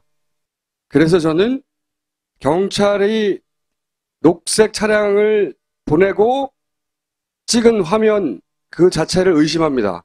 이 CCTV가 제대로 녹색을 찍었는데 하얗게 나온 건지 아니면 하얀 걸 하얗게 찍은 건지 지금으로서는 확정할 수가 없잖아요. 검찰의 실험 결과도 이상하다 이거죠. 그러면 동선상의 다른 CCTV를 확인하면 되잖아요. 얼마나 CCTV가 많은 세상이 요즘. 지금 위치가 어디냐면은 이 국도를 타고 일로 들어와서 이 길 화산리예요. 화산로를 쭉 타고 일로 올라갔다는 거거든요. 그래서 이 중간에 CCTV가 여기서 한번 찍히고 또 삼거리에서 한번 찍혀요. 지금 공개된 것은. 근데 제가 이걸 보여드리는 이유가 뭐냐면 동백파출소 5km에서 이 근방이에요. 그러면 여기서 일로 가려면 어디를 돌아가든 결국은 이 45분 국도를 타야 돼요. 그래야 일로 들어가거든요. 길이 하나밖에 없어요. 일로. 화산로가 들어가는 데를. 그러면 생각해 보자고요. 45번 국도상의 CCTV만 확인이 되잖아요. 그리고 과거의 성완종 사건이나 이런 사건 때 당일날 바로 등장한 게 뭐냐면 집에서 나오는 CCTV예요. 이 사건 신고를 받고 그런데 제일 먼저 나온 CCTV는 우리가 본 거는 저 끝에 도착 지점 근처의 CCTV, 그 해상도 낮은 거 2개밖에 없단 말이죠. 사실은 보세요. 용인 동부경찰서 1종합상황실 잘 되신다. CCTV. 그리고 요즘은 경찰서하고 동부경찰서의 관내 CCTV 현황도 봤어. 졸라 많아. 한마디로. 그리고 용인시에서는 UCT라고 요즘 지자체에서 이런 통합 CCTV 관제센터가 있거든요. 서로 정보를 주고받아요. 동선을 알았잖아요. 휴대폰 조회를 해서. CCTV 찾는 건 일도 아니거든요. 제가 제기하는 문제는 뭐냐면 이건 첫날부터 나올 수 있었다는 거예요. 그리고 시간이 지나면 지날수록 저는 그 CCTV를 믿을 수가 없다는 거지. CCTV에서 시간 TV 바꾸고 하는 건 어려운 일이 아니거든요. 그래서 당장 CCTV가 집에서 나와서 이렇게 그 번호판 이걸 왜 실험을 해? 쭉 따라 올라가가지고 이 CCTV 쭉 따라 올라가서 이 차가 이렇게 왔다고 번호판 해상도 높은 거 보여주면 되잖아요. 왜 아직도 안 보여주냐고. 그래서 제가 신청을 했어요. 그 일체를 제출 바람. 그리고 저는 뭘 보려고 그러냐면 혹시 이 차량을 줄기차게 따라가고 있는 차가 혹시 없는지. 그 CCTV 바로 뒤에 잡혔을까? 아무리 그래도. 아, 그러니까. 그래서 그래도 국정원이. 저는 여러 가지 지금 상상과 추론을 하고 있는데, 예. 그걸 보려고 그래요. 그래서 국도, 이건 인터넷에서 찾아볼 수 있어요. 인터넷은 해상도가 좀 낮은데 이렇게 보니까. 국도상에 어디로 지나가든 반드시 거치게 돼 있어요. 이 CCTV들이. 사실은 금방방 나왔어야 돼요. 제일 먼저. 집 앞에 이렇게 나가고. 아니, 사건 재구성할 때 당연히 하는 과정이잖아요. 졸라 수상한 거죠. 자, 신고. 여기서부터 의원님이 좀 등장해 주셔야 되는데 굉장히 이상합니다. 동백파출소에 그 부인이 직접 가서 신고를 합니다. 최초로. 직접 동백파출소를 방문하여서. 가깝다는 얘기죠. 본인의 거주지에서. 잠깐 정정하겠습니다. 네. 이 부분도 제가 내일 의혹 제기를 할 건데요. 급하잖아요, 지금. 네. 신고를 하려면 바로 옆에 본 경찰서가 있어요. 근데 그리 가지 않고 5km 밖에 떨어진 동백파출소로 갑니다. 오케이. 10시 16분에 동백파출소에 옵니다. 방문해서 신고해요. 5km가 떨어진 데인지는 몰랐어요. 5km 떨어진 데 와서 신고를 방문해서 합니다. 그리고 나서 파출소 내에서 112에 전화를 합니다. 파출소 내에서 전화 신고 기록을 남긴 거죠. 전화 신고를 해서 위치 추적 요청을 해요. 112에다가. 그리고 6분 후에 신고를 취소합니다. 6분 만에 마음이 바뀌는데 이유는 뭐냐면 6분 후에 전화 내용이에요. 남편이 갈 만한 데를 한번 가보려고요. 그리고 취소를 했다는 거예요. 의원님 여기 사실 말씀입니까? 저는 이게 굉장히 이상하다고 생각하는데. 이거는 종합적으로 말씀을 드릴게요. 집에서 나왔어요. 바로 인근에 3분 내 거리에 경찰서를 갈 수 있어요. 안 가고 동백파출소로 갑니다. 그리고 밖에서 파출소 밖에서 119로 신고를 해요. 그러니까 119에서 사건 접수를 받습니다. 119를 먼저 신고합니다. 먼저 신고를 합니다. 그러면서 119에서 112도 신고를 해야 됩니다. 네, 실종 신고는 112에 해라. 112 해라. 우리는 찾을 테니 실종 신고는 112에 해라. 네. 네? 그래서 동백파출소 바로 밖에 있었어요. 네. 그래서 들어갑니다. 그리고 방문해서 신고를 하는 거예요. 그렇죠. 그랬더니 경찰이 그 말은 맞거든요. 그 유도는. 그러면 112로 전화 통화 증거를 남겨야 된다는 그렇죠. 거예요. 그래서 112로 파출소 안에서 신고를 합니다. 그게 녹음된 거예요. 네, 신고를 하고 정확하게 통화를 끊고 나서는 3분이에요.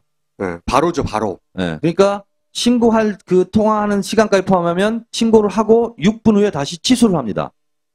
112 신고를 취소한다. 취소 이유는 남편이 갈 만한 데를 한번 가보려고요. 자, 그런데 한참 있다가 다시 112로 신고를 합니다. 그렇죠. 근데 뭐라고 하냐? 네.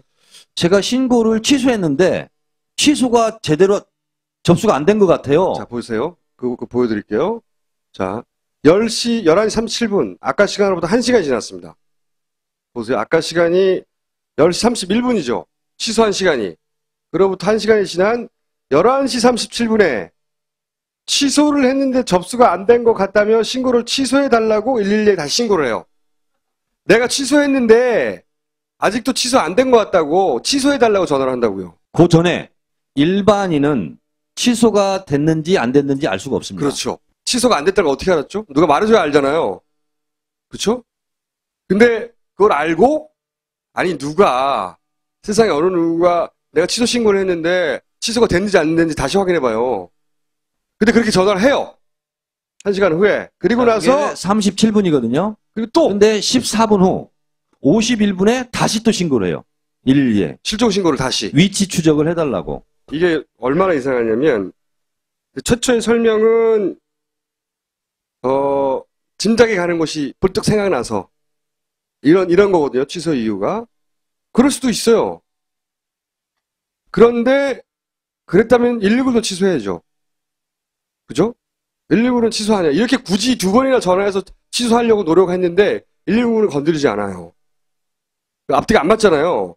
그리고 가족이 실종이 됐는지 아니면 어디 놀러 갔는데 잠시 연락이 안 되는지 몰라. 불안해. 그럼 실종 신고는 걸어놓고 그거 가면 되잖아요. 왜 굳이 전화를 해서 계속 취소를 하냐고. 굳이 꼭 취소하겠다는 의지가 있는 거거든요, 여기는. 그 두 번째 취소 과정은 이렇습니다. 아까 실종 신고하고 취소했는데 아직 경찰분이 접수가 안 됐다고 해서 다시 112에 전화해달라고 무슨 얘기냐면 1시간 후에 1시간 전에 취소했는데 경찰관분이 그 취소가 접수가 안 됐다고 해서 다시 취소 접수를 하는 거라고. 어느 경찰이 취소 접수가 안 됐다고 알려줍니까? 이게 이상하잖아요, 굉장히. 자, 근데 이것은 112 통화 내역이고요. 119 소방대 무전 기록과 통화 내역을 종합해 보면 119에서 최초로 발견합니다. 현장을. 그게 11시 28분에 근처 주민한테 들어요. 빨간색 마티즈가 올라갔다. 근데 주민한테 그 목격 진술을 확보한 그 지점과 실제 마티즈 차량이 발견된 지점은 성인의 보통 걸음으로 걸어가면 2분 내지 3분이 걸려요.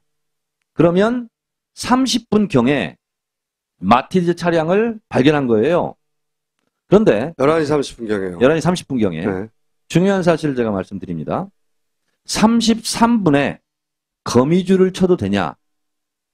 라고 무전을 합니다. 그러니까 119 대원 간의 통화가 그랬다는 겁니다. 이번에는. 자, 거미줄은 무슨 얘기냐면 유선 전화로 하겠다는 거예요.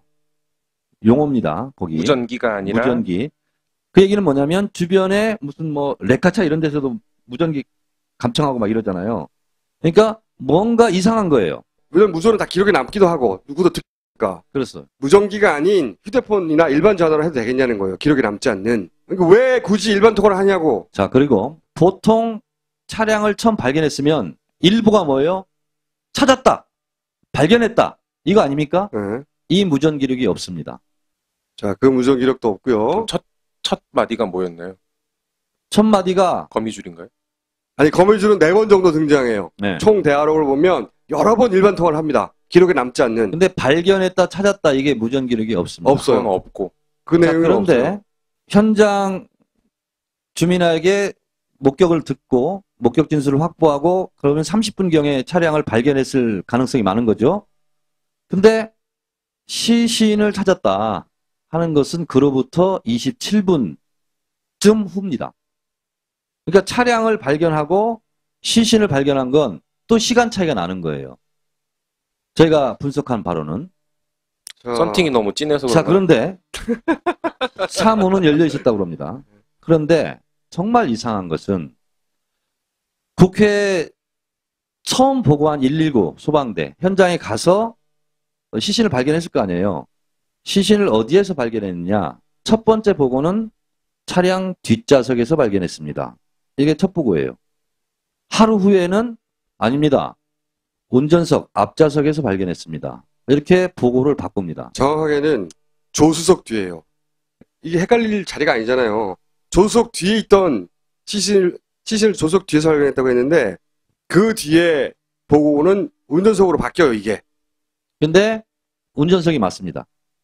저도 확인을 했어요. 운전석이 맞아요. 근데 첫 보고가 착각했다는 거거든요. 근데 그것을 착각할 수 있을까? 그렇죠. 그래서 오늘 경찰청에 가서 제가 물었어요. 그걸 착각할 수 있느냐? 그랬더니 저희가 현장을 처음 가지 않았거든요. 이렇게 얘기하는 거예요. 그래서 제가 경찰한테 의혹을 제기한 것은 일부러 112로 취소한다, 뭐 한다, 자꾸 이렇게 하면서 경찰 출동을 실제로 방해한 거 아니냐. 저도 비슷한 의혹인데요. 여기서 일단 보면은 그러니까 왜 이렇게 신고하고 취소하고 신고하고 취소하고 했느냐. 경찰이 아직 도착해서는 안 되는 시간대였던가 혹시. 아니 그게 아니면 이해가 안 가잖아요. 지난 시간에도 얘기를 했지만 보도를 보면 국정원에서 전화하라고 해서 전화했다고 보도가 나왔거든요. 이 부인에게. 회사에 도착하지 않으니 빨리 신고하라고 해서 부인이 신고했다고 얘기가 나온단 말이죠. 그러면 이 과정 전체도 사실은 국정원의 지시에 따랐을 가능성이 대단히 높다. 신고했다. 3분 있다가 무슨 이유인지 모르겠지만 취소해라. 취소했다가 아직도 취소 안 됐어. 확인해보니까 국정원 알 수 있죠. 라고 하는 의혹을 가질 수밖에 없는 그래서 거지. 경찰이 현장에 들어간 것이 발견되고 나서 1시간 반 후 정도라고 제가 들었어요. 그래서 저도 경찰한테. 같은 의혹인데 경찰이 어쨌든 아직 도착해서는 안 될 시간이었기 때문에 이런 일이 벌어진 게 아닐까? 그렇지 않으면 설명이 잘 안 된다라고 생각하는 거죠. 제가 얼핏 떠올린 추론 중에 하나는 소방서에서 사람을 찾을 때 하고 경찰이 찾을 때 차이가 뭐가 있을까 생각해 봤는데 제 경험만을 기준으로 해보면 경찰이 길에서 단속하거나 이럴 때 주민등록번호 이름 대면 사진이 튀어나와요. 내 사진이. 경찰은 신분조회가 바로 된다고요. 경찰이 먼저 도착해서 제일 먼저 확인할 것은 사망자와 찾고 있는 사람이 같은 사람인지 확인할 거 아닙니까? 그러려면 사진을 땡겨 봐야 될 거 아니에요. 그죠? 그 차에 타고 있다가 무조건 그 당사자인지 어떻게 알아요? 사진을 보고 맨 마지막에는 가족이 확인을 하죠. 병원실이나 같은 데 가서. 이걸 경찰은 할 수 있고 119를 할 수 없는 차인가? 추론하는 거죠. 자, 또 이상한 점을 제가 세계 최초로 공개합니다. 소방서는요, 광역단체별로 관리를 합니다. 그러니까 여기가 경기도 용인시잖아요.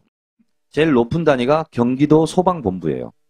근데 이 현장 사고 지점과 용인 소방서가 있습니다. 한 13km 정도 떨어져 있대요. 그런데 경기도 소방본부가 출동했어요. 그러면 보통 용인 소방서에 가서 상황실을 차리고 그 본부 직원들이 거기 가 있어요. 그렇죠. 근데 용인 소방서로 안 갑니다. 경기도 소방본부가 바로 현장으로. 바로 현장으로 가요. 사실 갈 필요가 없는 거거든요, 전혀. 그래서 아까 김총수가 보여줬던 사진 있잖아요. 조그만 삼거리 2개 있잖아요. 두 번째 삼거리에서 대기하고 있습니다. 경기도 소방본부가. 매우 이례적인 일이죠. 절대 일어나지 않는 일이죠. 그런데 이례적인 정도가 아니라. 경찰과 소방대에서 처음에 실종 신고를 받은 것은 이분이 국정원 직원이라는 것을 밝히지 않았다면 45세 무직입니다. 국정원 직원들은 직업을 밝히지 않기 때문에 40대 무직 혹은 회사원이죠, 그냥. 이 사람이 부부싸움을 하고 나간 거예요. 그러면 귀찮아서라도 안 갑니다. 근데 본부에서 달려왔다는 거죠. 근데 본부에서 달려온 거죠. 근데 27일에 국회 정보위에서 국정원이 현안 보고를 했죠. 알고 있었다. 그러고 나서 그때 국정원들의 휴대폰에는 MDM이라는 위치 추적 장치가 다 부착이 돼 있다는 게 확인이 됩니다. 그리고 현안 보고에서 국정원이 밝히기를 시신이 발견됐을 때 같이 있었다는 거죠. 현장에 요원이 같이 있었다는 거죠. 국정원 직원, 용인에 사는 국정원 직원을 보냈다는 겁니다. 그 정보위에서 공개했죠. 네. 사실 국정원의 설명은 저는 처음부터까지 다 안 믿어요. 왜냐하면 국정원의 설명은 이 사태를 피해가기 위해 이 사태를 덮고 무마시키고 하기 위해서는 어떤 거짓말도 왜냐면 우리가 확인할 길이 없으니까 자기들 마음대로 하기 때문에 어떤 건 믿고 어떤 건 믿지 않고 선별적으로 하다 보면 헷갈려요. 그래서 깡그리 무시하거든요. 깡그리 무시하고 다 재구성해야 된다고 저는 생각하는데 그래서 그 정보위에서 나왔던 거기 국정원 요원이 있었다라고 하는 설명을 제껴두고 119와 112 이상한 행동만 지금 보자면 어쨌든 112는 거기에 빨리 가면 안 되는 이유가 존재했을 것 같다는 거죠, 지금. 사실 국정원 요원이 거기 있는데 있다고 쳐요. 112가 오면 안 되는 이유가 뭡니까? 그리고 정보위에서는 이렇게 또 설명을 해요. 경찰이 그 현장을 장악하고 있어. 국정원 요원이 가긴 갔지만 접근할 수가 없었다고. 경찰 밑에 국정원인지는 처음 알았어요, 그때. 말도 안 되는 설명이죠. 근데 정말 이상한 건 국정원이 그렇게까지 설명을 하면서 소방서에서 갈 때 같이 가 있었고 같이 발견을 했는데 언제 처음 알았냐는 부분에 대해서 설명을 안 하고 있습니다. 정리하자면 11시 30분경에 차량을 발견한 겁니다. 근데 그건 경찰이 아니라 119 소방대에서 한 것이고요. 그 사이에 경찰은 신고받았다가 취소했다, 신고받았다가 취소했다 하고 있었고요. 그래서 제가 결론적으로 오늘 경찰청에 가서 그랬어요. 선이든 악이든 합리적 의심을 하자면 결국은 경찰이 현장에 제일 먼저 가는 것을 방해받았지 않느냐. 뭐랍니까? 라고 제가 얘기했더니 그거는 알 수 없습니다. 이렇게 얘기를 했어요. 아무런 뉴스가 아니잖아요, 의원님. 이거는. 왜냐? 적극 부인하지 않고 있는 거죠, 경찰에서. 근데 자. 총수 추정대로 그 정말 사진 조회 때문이었다면은 아니, 그러니까 경찰 경우에는 꼭 그것만이라고 생각하진 않는데. 물론 그러니까 네. 사진 조회가 가능한데 소방서는 그게 안 되기 때문이라고 하는 가정에서 본다면 사진을 보면 안 되는 상황이었다는 거네요. 그렇죠. 거기서 저는 또 다른 상상력을 발휘하기 시작한 거예요. 그건 제가 오늘 경찰청 방문해서 마티즈 차량 관련해서 제가 여러 가지 좀 물었는데요. 마티즈 차량에서 이 자살 사건이 발생했다. 그 순간 저의 촉이 발동했어요. 혹시 저 차량을 이런 의심을 했어요.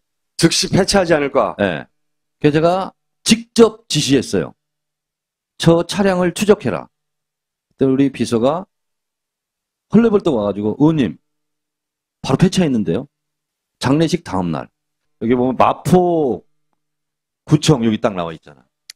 저것들이 폐차하지 않을까 하고 바로 떼서 당일날 알았고 그것을 한겨레 주에서 한겨레 단독 특종을 했다는 거죠. 의원님 최초로 알았다는 건데, 근데 이 이제 발인, 자 18일 날 사망합니다.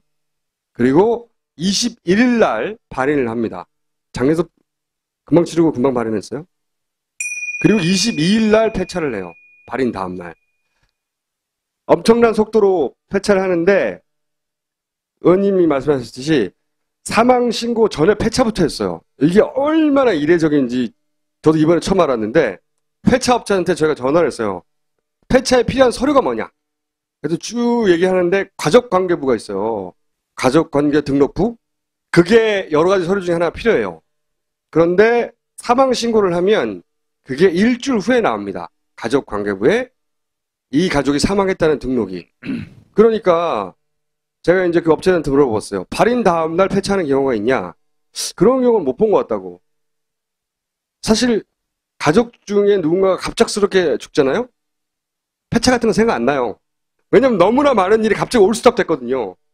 그럼 처리해야 될 게 너무나 많아요. 정말. 그리고 당사자가 아니면 모르는 일들이 너무 많아요. 그래서 그걸 알아가고 해결해 가는데 시간이 꽤 걸린단 말이죠. 그런데 이 경우는 사망 발인을 하고 사망 신고도 하기 전에 폐차부터 했어요. 그리고 서류를 보니까 서류를 가족관계부 그 사망 신고 후부터 일주일 후에 떼게 돼 있어요. 일주일 후에 나온대요. 그러면 폐차가 안 되잖아요. 그래서 제가 물어봤어요. 아니 사망 신고도 안 했는데 폐차를 바로 할 방법이 있냐? 그랬더니 그 사람이 그 업체가 하는 말은 여러 군데 전화를 해봤는데 있긴 있다. 사망 신고를 하기 전에 살아 있다고 간주하는 거예요. 왜냐면 업체는 모르니까. 그러니까 주민등록증하고 자동차 등록증하고 두 개를 가지고 가서 위임장을 받아서 말하자면 대리 폐차를 하는 겁니다. 마치 이 사람이 살아있는 것처럼 등록증하고 주민등록증이 있으면 폐차를 할 수 있으니까 위임장이 있고 가족에 그렇게 처리했을 것이다. 만약에 했다면. 그래서 제가 그런 경우는 흔한 케이스냐 그런 절차를 알아서 하는 경우가 그걸 아는 사람 일반인들은 거의 없을 거라고. 사망하고 나서 폐차할 때까지 6개월 이내만 하면 돼요. 폐차가 급한 게 아니에요. 그래서 폐차부터 하는 사람이 없어요. 잘. 그 다음날 폐차를 했다는 것은 극히 이례적인 일이죠. 그래서 어떤 생각이 드냐면 국정원이 폐차하라고 한 거 아닐까? 진작에.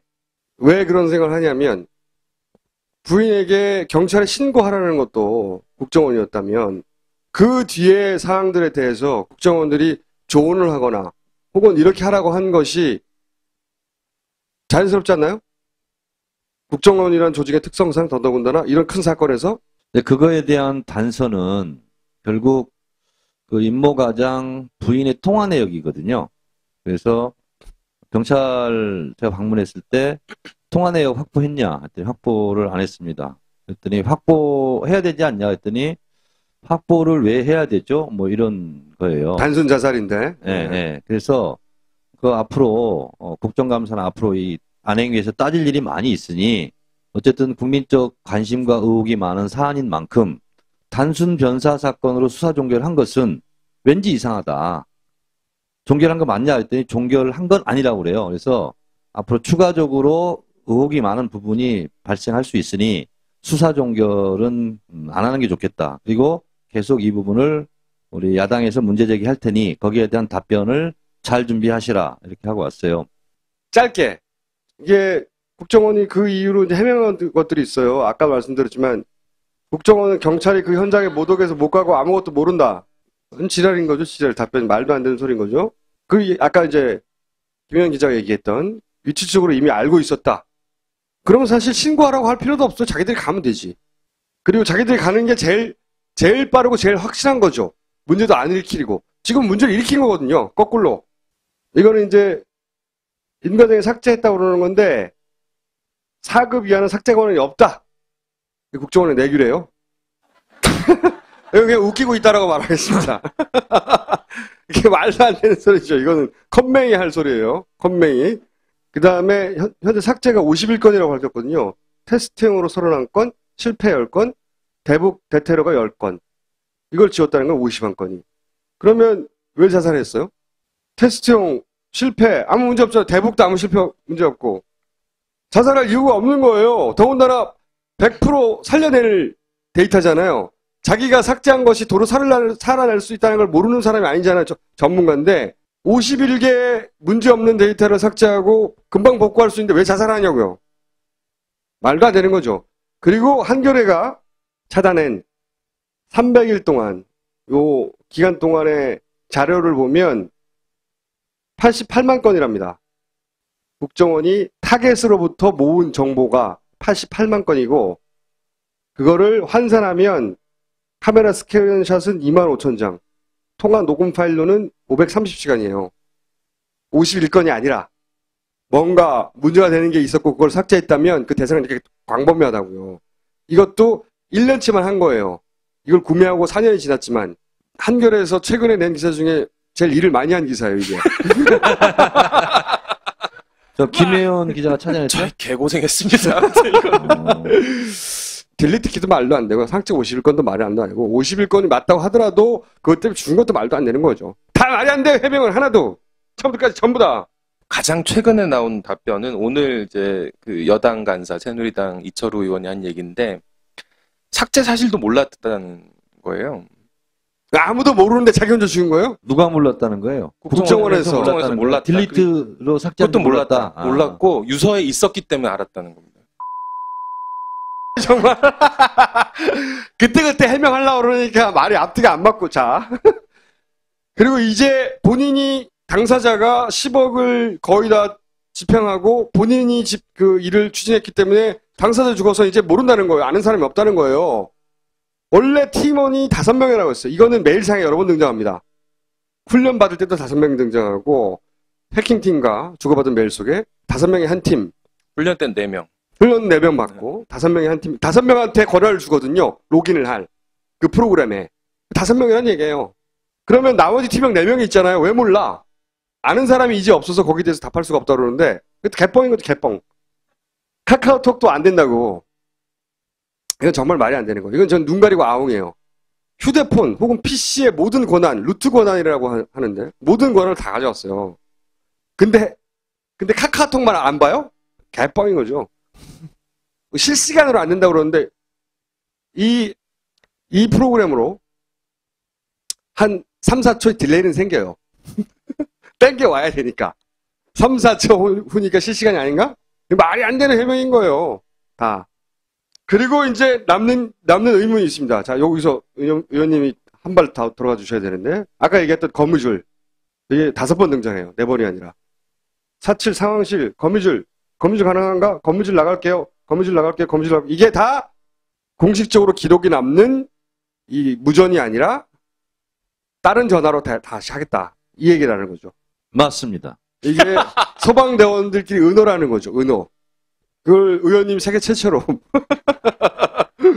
왜 자기들끼리 따로 할 이유가 뭐가 있냐, 이 사건에서. 최종 위치도 이동됐어요. 뭐냐면 오전 10시 반에는 화산리 34번지라고 보고했다가 마지막 발견된 거는 사실 화산리 17번지예요. 왜 이렇게 됐는지는 모르겠어요. 하지만 어쨌든 최종 위치는 이렇게 바뀌었다. 이것도 이상하고요. 아까 지난번에 얘기했던 바닷속의 한 유서, 응? 이렇게 줄이 안 맞잖아요. 여기만 미리 알고 있었다. 누군가 써놓은 걸 미리 봐서 이 꺽쇠가 들어갈 걸 미리 알고 칸을 벌려놓은 것이다. 이렇게 추론했었죠. 그리고 받침돌 해명이 안 되고 있어요. 의원님이 받침돌을 왜 있다고? 이거 물었어요, 제가. 네. 했더니 경기도 경찰이 이거 받쳐놓은 거다. 아, 경찰이 해놓은 거다. 경찰에 해놓은 것이다. 이렇게 해명을 했어요. 해명은 그렇게 했다고요? 예. 믿습니까? 아니 그런데 예. 김민기 의원이 그걸 또 반론을 제기했어요. 그러니까 돌을 3조각씩 이렇게 해놨다는 거예요. 예. 그리고 현장에 가서 본 바로는 굳이 돌을 개놓지 않아도 밑으로 흘러갈 경사가 아니라는 거예요. 아, 그래요? 예. 그거 왜 받쳐놨을까요? 그러니까 왜 받쳐놨냐? 이제 그랬더니 그거는 이제 또 추후 알아보고 답변하겠다 이렇게 했는데 경찰이 받쳤다고 치죠. 이건 빼요, 그럼. 믿어서가 아니라, 응? 명백하지 않은 것은 빼요, 그럼. 그리고 제가 사실은 가장 이상하다고 생각하는 게 부인의 결정들이에요. 신고했다가 취소했다가. 지금 남편이 어디인지 모르고, 그죠? 그 남편이 진짜 실종됐을지 모르는데, 한시가 급할지 모르는데, 굳이 경찰을 왜 취소해? 그럼 취소할 거면 119도 취소해야지. 119는 내버려두고, 112만 취소하고, 신고하고, 취소하고, 신고하고. 이 결정들이 저는 이해가 안 가고, 이 결정들에 저는 국정에 영향을 미쳤다라고 추론하는 거죠. 저는 여기서 이 생각을 곰곰이 하다가, 그래, 뭐, 국정원이 필요에 의해서, 혹은 정신도 없으니, 뭐, 남편을 빨리 찾고 싶은 마음에, 뭐, 시킨 대로 했다고 쳐요. 근데 사망한 이후에 말이죠. 그럼 국정원이 원수예요. 자기 남편이 그 일을 하다가 죽었어요. 그럼 원수가 되는 거잖아요.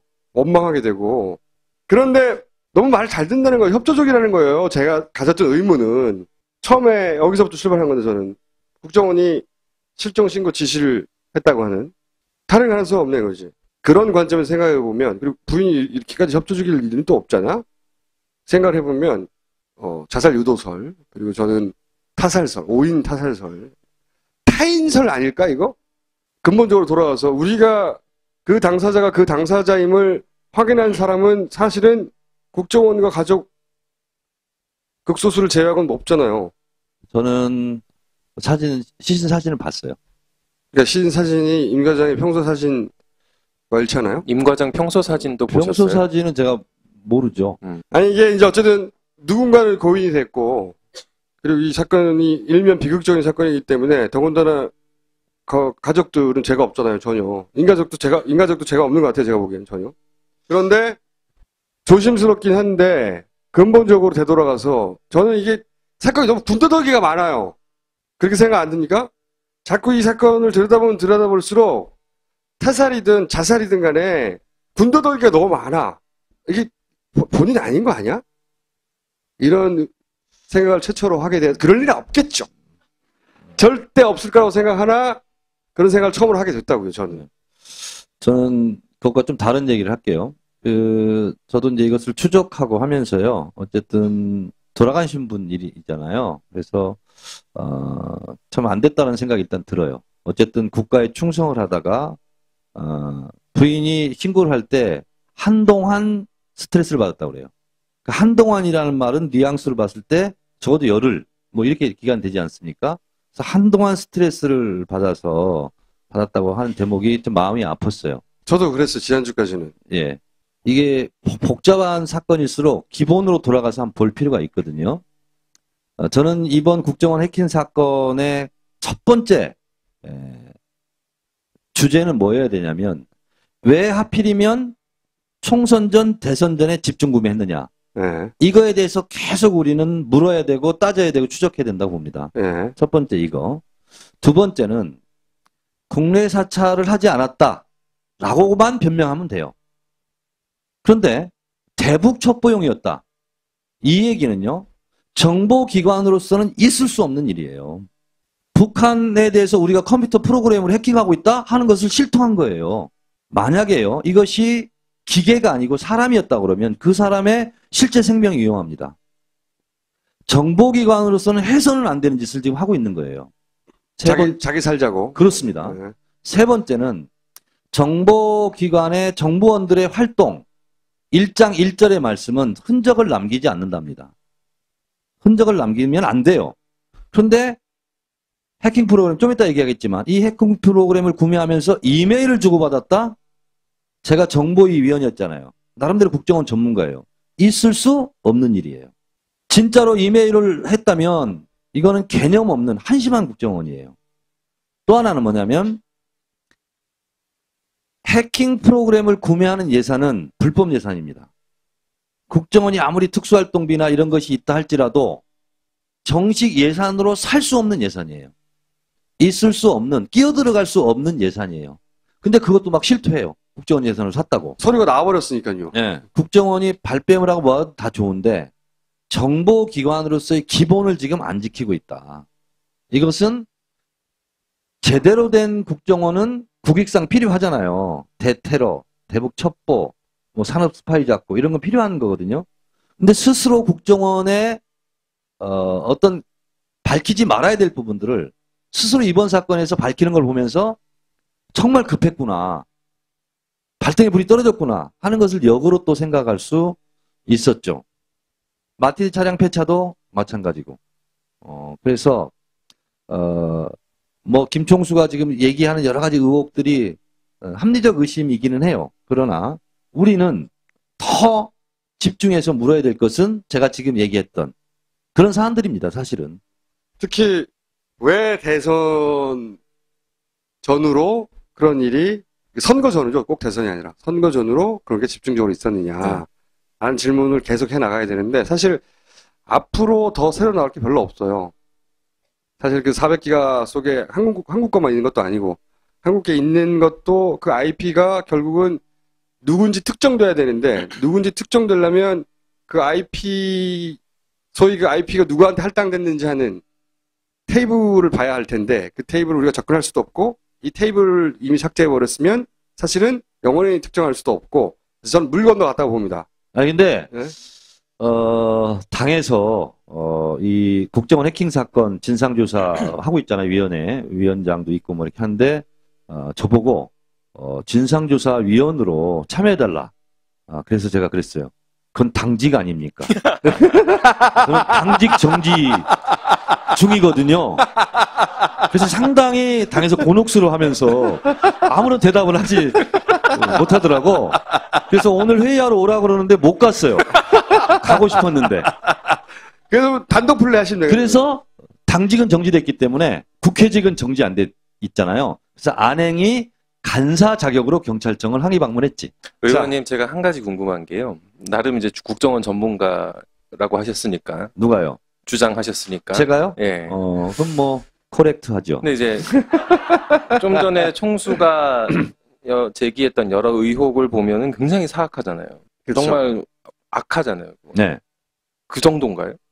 이럴 때는요, 뭐라고 말할 수 없습니다라고 답변해야 돼요. 왜냐면, 제가 아까 그랬잖아요. 왜 대북 첩보용이라고 스스로, 정보 획득 과정을 유출하느냐, 이렇게 했는데, 저는 국정원을 샅샅이 2년간 들여다봤던 사람입니다. 근데 단 한 번도 정보 유출을 해본 적이 없습니다. 보안 사고를 내본 적이 없어요. 그런데 만약에 지금 국정원 얘기했던 대로 컴퓨터 해킹 프로그램으로 대북 첩보 정보를 수집한다 라고 국회의원이 만약에 그걸 공개했다고 생각해 보세요. 국정원에서 난리가 났을 거예요. 네, 그렇죠. 네. 종북이 어떻고 뭐 뭐 매국이 어떻고 안 그래도 종북인데. 지금. 난리가 났을 거예요. 근데 자기들 스스로 그러는 걸 보면서 국정원을 자세하게 들여다봤던 사람으로 정말 한심 뻑적지근해요. 자, 오늘 여기서 일단 의원님을 보내드리겠습니다. 감사합니다. I will be back. 나가고 뭐 지금의 어떤 거를 봤을 때는 네. 그리고 이렇게 글을 고쳐 쓰고 한 거 보면 오래 준비한 게 아니라 현장에서 쓴 듯한 그렇죠. 그런 흔적인데. 그래서 이제 물론 현장에 썼는지 안 썼는지 모르지만 어쨌든 드러난 것은. 네. 눈표 같은 경우 네. 사실은 유서에는 역진이 없는 거죠. 말하자면 감정은 흐르는 대로 쓰는 거고 역진을 해야 되는 거지 않습니까? 이게 다시 와서 눈표를 갖고 무엇인가를 넣어주고 말기움 표시. 예, 끼움 네. 표시 같은 네. 경우. 그러니까 뭐냐면 말기움 표시를 넣는 거하고 다 빼는 거가 거의 의미가 180 다르지 않습니까? 이 유서 같은 경우가. 네, 네. 그러면 이것은 누군가 읽어줬나? 아니면 시차를 두고 썼나? 그 둘 중에 하나다. 그러면 시차를 둘 수가 없다고 하면은 바로 가서 죽었다는 거는 말이 안 된다. 그러면 그 중간에 다른 어떤 액션이 있어야 된다. 라고 하면 그 시간이 좀 벌어져야 되는데 안 벌어지고 붙였다고 하면은 그 시간에 문제가 있고 그렇다면은 다른 누구가 있을 것이다. 적어도 그 감정의 흐름에 인터셉트 할 수 있는 어떤 아니면 개입할 수 있는 어떤 사람이 있거나 아니면은 전화를 받았거나 그 몇 가지 상황이 있어야지 이런 흐름이 나오는 거지. 그냥 혼자 앉아서 쭉 죽기 직전에 썼다고 보기엔 부자연스럽다. 예, 그건 아니죠. 이건 절대 그건 아니라고 봅니다. 저보다 저 나쁜 사람 아니에요. 네. 교수님 자리 유지하시겠어요? 어쨌든 프로파일링 기법상 분석해보면 혼자서만 쭉 그 자리에 쓴 거는 아니다. 예, 제가 보기엔 네. 그렇습니다. 아까 이제 눈표, 그러니까 그 꺽쇠 집어넣어가지고 말 집어넣었잖아요. 저도 그걸 보면서 자살할 사람이 이런 거를 써서 유서를 남기는 경우가 있을까? 제가 뭘 유서를 많이 본 건 아니에요, 물론. 혹시 근데 이제 유서 같은 거 많이 접해 보셨을 테니까 이런 경우 보신 적 있어요? 저도 참 이례적인 게 그런 겁니다. 보통 이제 어떤 걸 쭉 쓸 때 그 틀리면 이제 찍찍 긋고 아니면 이렇게 하면 그 흔히 말하는 그 글자에 감정이 많이 들어갑니다. 이 사람이 죽어가는 입장이기 때문에. 근데 그게 논리적으로 이 논리적 정합성 아니면 내용의 그 완결성을 추구하기 위해서 이걸 넣었다라고 하는 것은 그 이례적이죠, 사실은 이 부분이. 본 적은 없으시죠? 몇백 건 이상의 유서를 봤지만 잘 기억이 안 나는데요. 이런 유서는. 그리고 마지막에 감사합니다. 저는 저는 그런 얘기도 들었어요. 국정에 들어가면은 이제 이게 사실 정보기관이고 어떤 위험도 있을 수 있으니 보직에 따라서는 유서를 쓰기도 한다. 근데 상상하면 쓰겠죠. 뭐 그런 생각을, 그러니까 평소에 유서를 써왔던 가장 큰 사건이죠. 유병원 자살 사건 이후 가장 이상한 저는 사건이라고 봅니다. 그렇게 생각 안 하십니까? 그렇게 생각하시면 좋겠는데. 사건 당일부터 계속 문자 보내면서 이거 이상해. 그게 계속 들었더니 이제 뭐 식상해서 저는. 난 이상해요. 여러 가지 이상한데, 그래서 저 혼자 또 달리면, 음모론자가 또다시 될 테니까, 이 사건을, 그래서 저희가 국내 1호 프로파일러, 배상훈 디지털대 경찰학과 교수님을 모시고 이야기 나눠보도록 하겠습니다.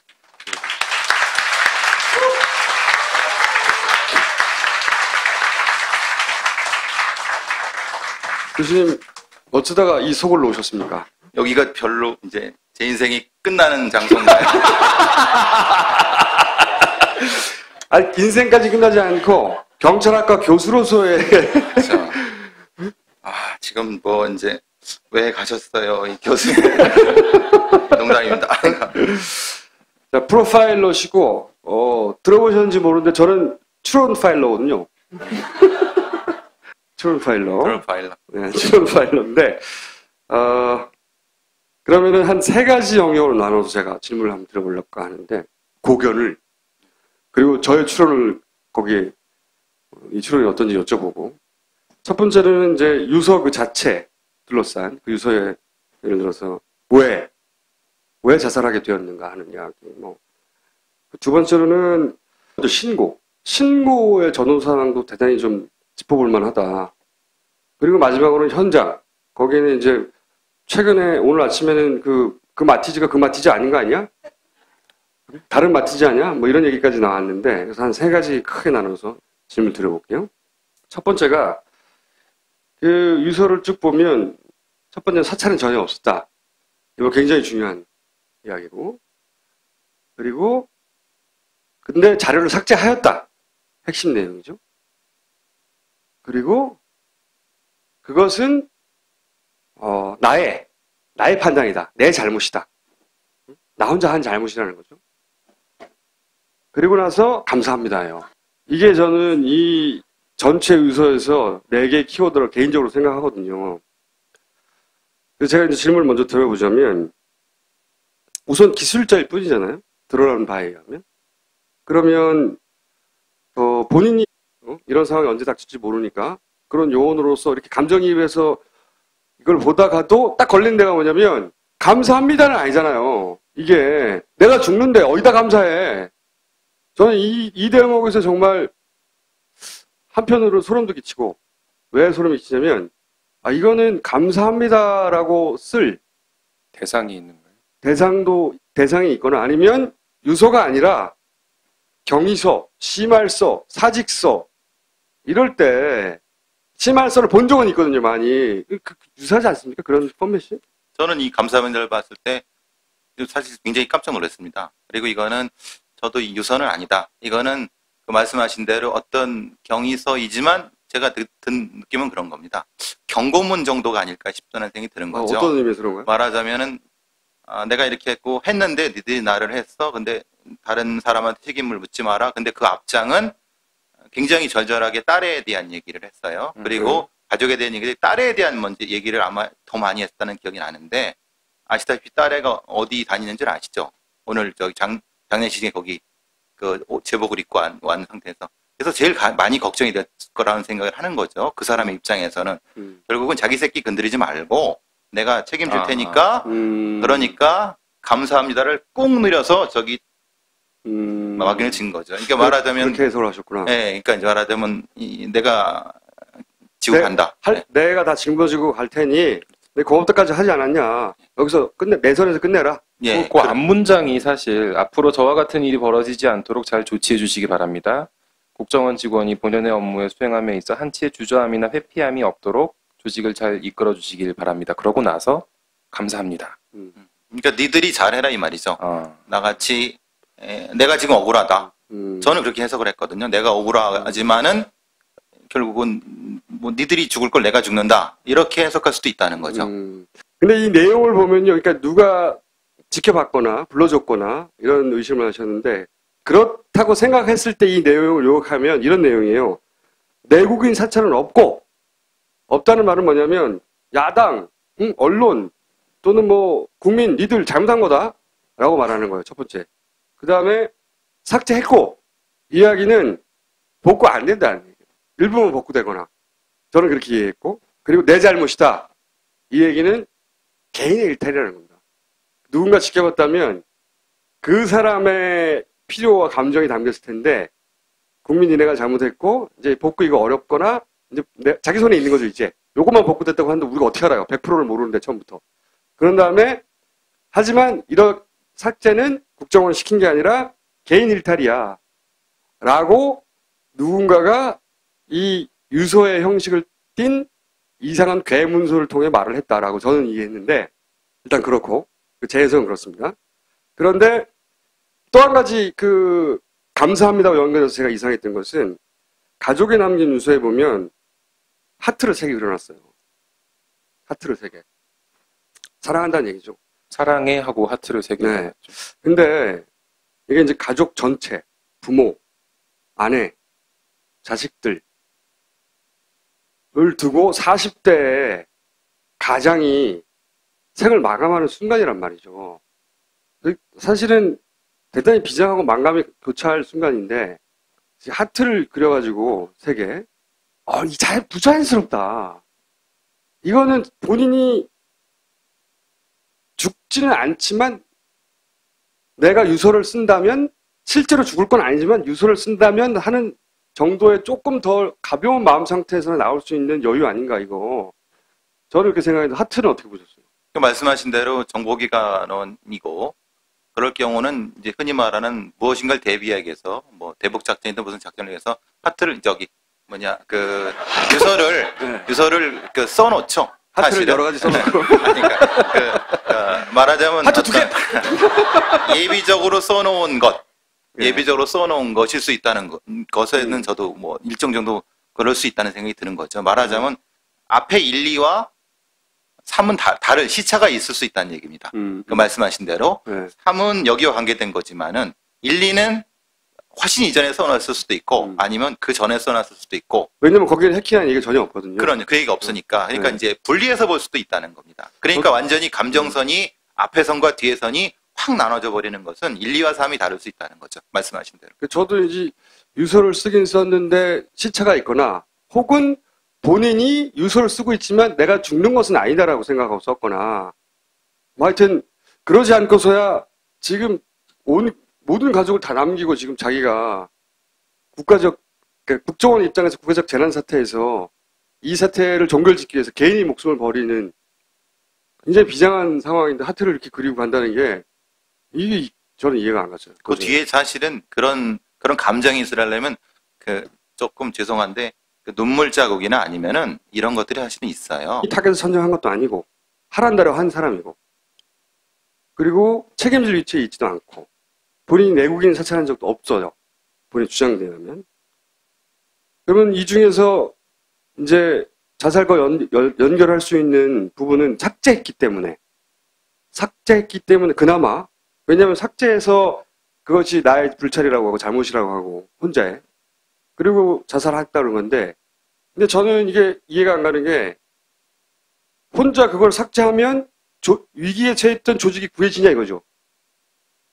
아니잖아. 뭐 많은 반론이 이거 좀 내국인 사찰이 없는데 왜 삭제하냐 이렇게 얘기하기도 하는데 그보다 그 이전에 혼자 그걸 삭제하면 조직이 구해지냐고. 그리고 이 논리를 쭉 따라가면 내국인 사찰을 하지 않았는데 내국인 사찰을 한다고 공격을 하기 때문에 내국인 사찰을 하지 않았다는 증거를 삭제하고 자살한다는 거거든요. 그렇게 돼 있어요. 이 논리상으로는 도저히 이해할 수 없거든요. 교수님은 저는 그렇게 생각합니다. 교수님은 프로파일러로서 이 논리를 어떻게 보셨는지. 그러니까 보통 이제 목소리가 너무 좋아하지 않는데 그 유서 분석, 진술 분석할 때는 기본적으로 이제 감정의 맥락을 먼저 찾습니다. 네. 말씀대로 이제 하나의 맥락이 가다가 걸려버리는 거죠. 그러니까 그러면 뭐가 있냐면 이게 누구의 이중 동작이 있느냐, 두 번째 맥락이 있느냐. 그러면 숨겨진 무슨 의도 그렇죠. 맥락이 있느냐. 맥락이 있느냐. 근데 그것이 아니면은 이제 논리가 꼬여버린다. 그러면은 뭐 최악의 경우는 누가 이렇게 쓰는 걸 보고 있었을 수도 있죠. 말하자면 보고 아니잖아 이렇게 써야지라고 이렇게 했을 수도 있는 거고 실제로 뭐 그런 자살 위장 사건 같은 그럴 수도 있는데. 교수님 그러니까, 지금 음모론을 제기하시는 건가요? 아니 그러니까 이제 말하자면은 그러니까 흔히 말하는 일반 현장 사건에서 자살을 가장한 타살에 어떻게 진행되는가를 물어보는데 이제 유서가 이렇게 흔히 말하는 읽히지가 않는다. 그렇죠. 자연스럽게 논리적으로 전개되지 않는다는 거죠. 않는다고 하면은 그거는 다른 사람의 논리가 분명히 들어가 있다고 하면은 그거는 이제 한 사람의 맥락으로는 이해할 수가 없다. 저도 그렇게 이 유서를 읽었을 때 한 번은 잘 안 읽히더라고요. 그래서 몇 번 읽어봤는데 역시 이거는 이상한데 왜 한 사람이 쓴 게 아닌가? 라는 그 느낌 때문에 근데 이제 그럴 수도 있죠. 말하자면 시차를 두고 썼을 수도 있다. 시차를 두고 조금 쓰고 감정이 변화가 생겨 조금 쓰고 근데 이제 문제는 시차를 두기가 어려운 상황이지 않습니까? 그렇죠. 다시